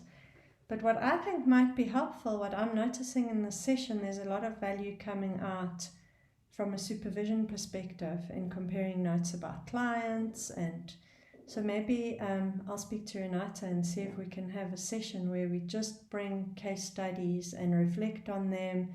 I bring, and Lee obviously as well, very much a trauma-informed perspective. Try fix. We've all got very different ways of working. So instincts. So I think I'm going to propose that to Renata, that we have a session, like a full-on supervision session. Cool. I just want to check the time. Okay, so we've got about 12 minutes. Anyone else like to share before I thank Marlaine? I do want to spend a few minutes at the end telling you what's on the menu for next year. From my teaching perspective, in case any of you are interested, I do get people complaining that my teaching is the best kept secret, and they find out about courses and want to sign up for them halfway through. So I am trying to get a little bit better at that. So it's not just shameless marketing, it is by request. So let's hear any other questions about or comments for Marlaine about what happened and what you discovered, the content. Anybody? Audrey, you unmuted. Question? Yes, I don't have a question. It's just, you know, the conversation that came up just now around temperament, and Daniel Siegel's opening. I think it's his session was the first, if I'm not mistaken, with the Shift Network. I think those sessions are still ongoing. And you referred to it, Ingrid, as well, when you were with Nchachambo. But Daniel Siegel speaks of temperament being our neurological proclivities. And if this is an area you're interested in, it's a good idea to listen to him in terms of where he's coming from. And because of the belief that, because of neuroplasticity, just because one's temperament was a certain way in childhood and that neurological wiring, it means that we can go beyond it with the, you know, with neuroplasticity and so forth. But yeah, his work is worth bringing into here should you be interested. Yeah, he's great. And as a social neurobiologist and someone who knows the Enneagram really well, hey, he's got a lot to offer in terms of understanding the kind of neurological foundations of type. Really good stuff. Thanks for that. Yeah, and the Global Summit is free. Oh, it's not free anymore. Oh, sorry guys. So a couple of people who haven't spoken, Catherine, Stephen, anything you want to add?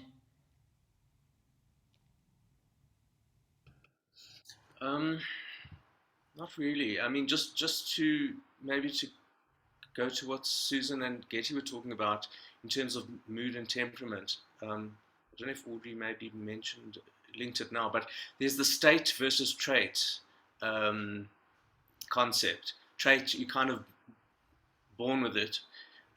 State being on the day. Does that, Getty, does that relate to, okay. Thank you.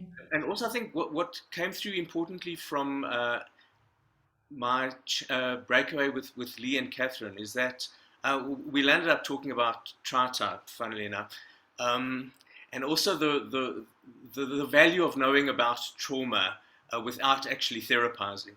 I certainly found that extremely valuable, and I'm appreciating it more now.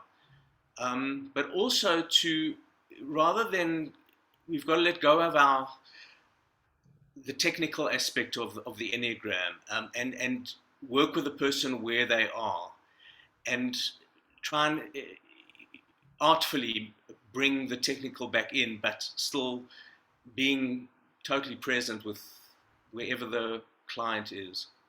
Yeah. Thank you. Yeah, that's really, really important. So when we're in this context, we're using technical jargon, we're wrestling with the system and the model out there and slides, and we would never use that slide with a client, not in a million years. We would be with the client and be able to say, my coach says, where's your body? Where are the soles of your feet? Did you eat? So being able to actually get the person to come back to themselves, depending on what type they are, what instincts repressed, etc. So thank you very much, everyone, for your beautiful, valuable contributions. Catherine, you were shaking your head when I said, do you have anything to say? And because you're 9, I'm going to force you. Look how she tries to stop.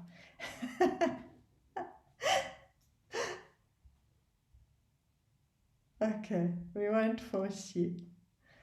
But thank you, everybody. That was lovely. And it was nice that we had a small group because we had a lot of open forum conversation and sharing. It was much less of a lecture. And thank you, Marlaine, for being so patient with 10,000 interruptions and from me and me hijacking your session with Hornevians and whatnot. So thank you very, very much for sharing the space and for your depth of knowledge and your devotion to the Enneagram, your ongoing commitment to your own professional development and your generosity in being here and sharing with us. Thank you. Thanks so much. I loved just the questions. I think also from what everyone has said, it's also given me new thoughts, which is great. I think it's very much a reciprocity on the teaching side and facilitating side. So I hope you've learned as much from me as I've learned from you. And thank you for holding the space, Ingrid. Thank you. Oh, it's such a pleasure. It's so wonderful when we have guests like you. It's really it's a great privilege to have people of your caliber in our network. Thank you. Yeah. Thank you. Thanks. So anyone who wants to stay for 3 minutes, I'm going to do a little quick share of what I'm up to, what I'm offering, and I will put this in the chat so you can get a sense of it. These are the courses that I have been running, and now that I have professional accreditation from the IEA, which I'm absolutely thrilled about, my courses obviously will carry a lot more weight if you are going down that path to get accreditation yourself. You get points for studying with accredited people. So most of you know about my approach to the Enneagram, and since it's becoming more and more trauma-informed, the work of healing trauma, complex developmental trauma, and even the everyday trauma that gives rise to our defensive strategies is about working through the fixed stances and ego identifications that keep us from our aliveness, ability to truly connect with people, and from our presence. So that's where all my courses go, is aliveness, connection, and presence. This is all about our free learning opportunities. So when I share this, this is a PDF, it's clickable. So anybody who wants to join the mailing list, find the videos on YouTube, join the Facebook group, feel welcome to share this so that people know about this community. There's also a link to NAM, which is the trauma training that I'm doing, and it's absolutely amazing and life-changing if you want to work more deeply with trauma. This is the Into the Wounded Heart series, which is types in depth, and that's really going into all of these things on the left here for each of the types, one type at a time.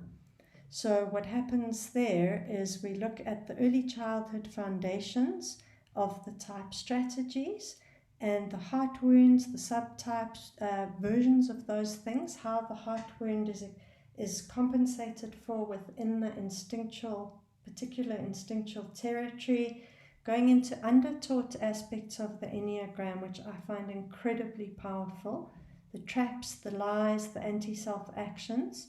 So Sorry to interrupt. We can't move your slides. Pardon? We can't see your slide. We are on the first slide. Oh, okay, so something hasn't changed. Let me try that again. I'll just reshare.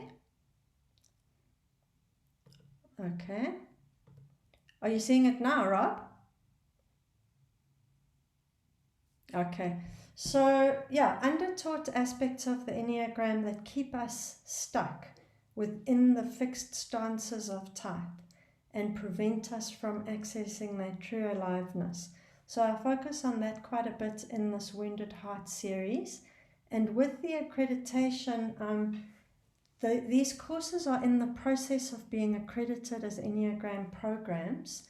And what that'll mean is that obviously you'll get recognition for each one as a standalone, but I'm also getting the series of the 9 types accredited as an in-depth Enneagram program.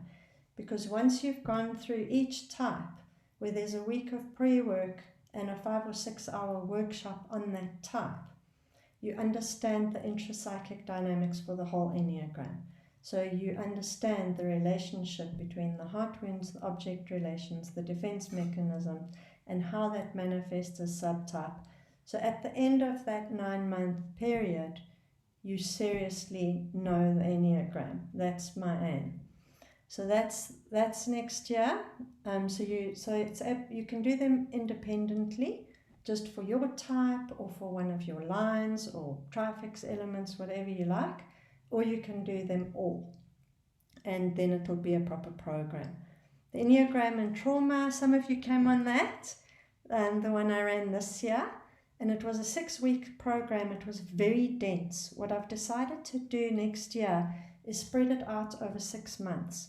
So there'll be 1 module a month, so that there's more time in between the modules to look at all the videos that I provide, the Bessel van der Kolk and the Gabor Mate and the Peter Levine, the Pete Walker. There's such incredible stuff out there, polyvagal theory, and people joke about my courses as drinking from a fire hose, and I've spaced this out a bit more so that people have more time to really integrate things in between and to have some dyads meetings during the course of the program. Just makes it more manageable, and there's more space to integrate, because we saw on the trauma program, those of you who were there, quite a lot of our self-awareness surfaced, and we needed time to to integrate and reflect.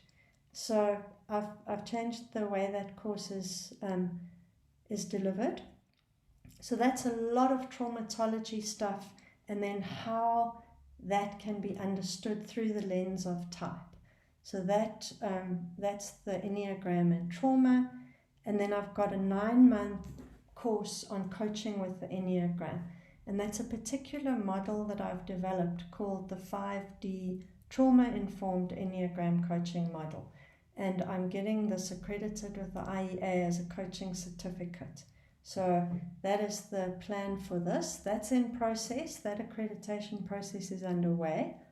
And it covers what is the paradigm shift to becoming a trauma-informed coach, and how do we hold the power of the Enneagram with the level of awareness that we need in order to not shame our clients and in order to not think that it's our role to fix their ego. So there's a lot of stuff there. A lot of it comes from my NAM training. It's a very powerful model.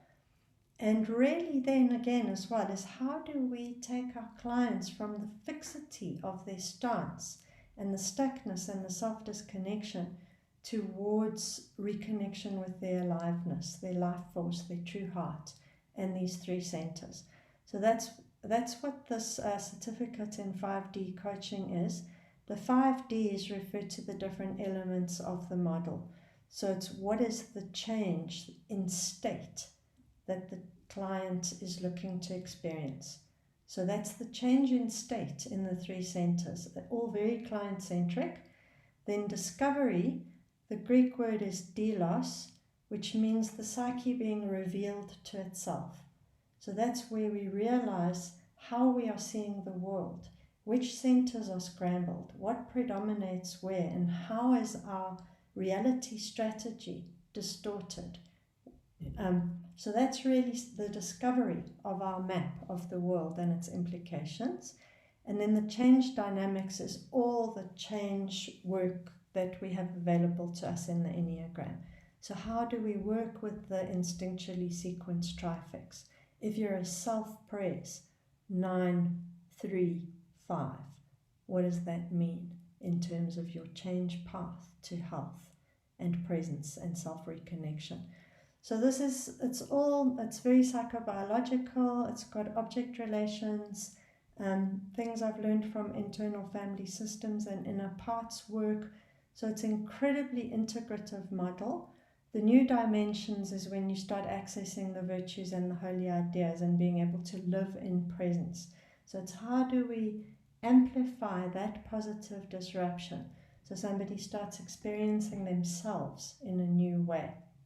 And the last D, the 5th D, is you as the coach.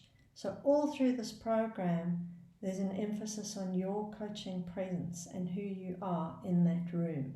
So there are tools and there's a model, but the absolute foundation of it is you, the coach. So that's what this whole program is about. I'm running the childhood patterns again in March. Some of you were just on that. Rob, you were there. We had such a lovely group.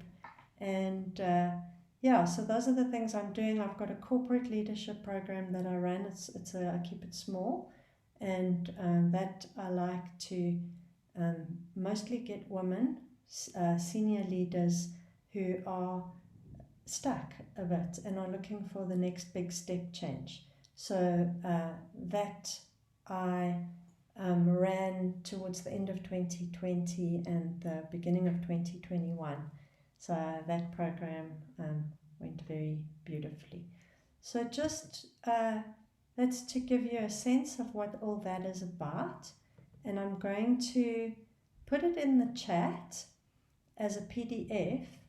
What I do want to tell you is that I have got various sponsorships available, and you know that my payment terms are always negotiable. I really like to try and make my work accessible to people, and I believe in a fair exchange of value. So, we find each other in terms of costs of courses.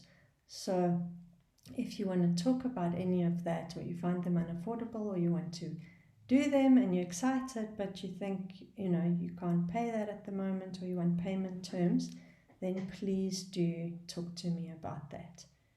Don't feel like, it's not in your realm of possibility to come on them. So I don't know how to share the PDF. Oh, there, I see it. Let me do that.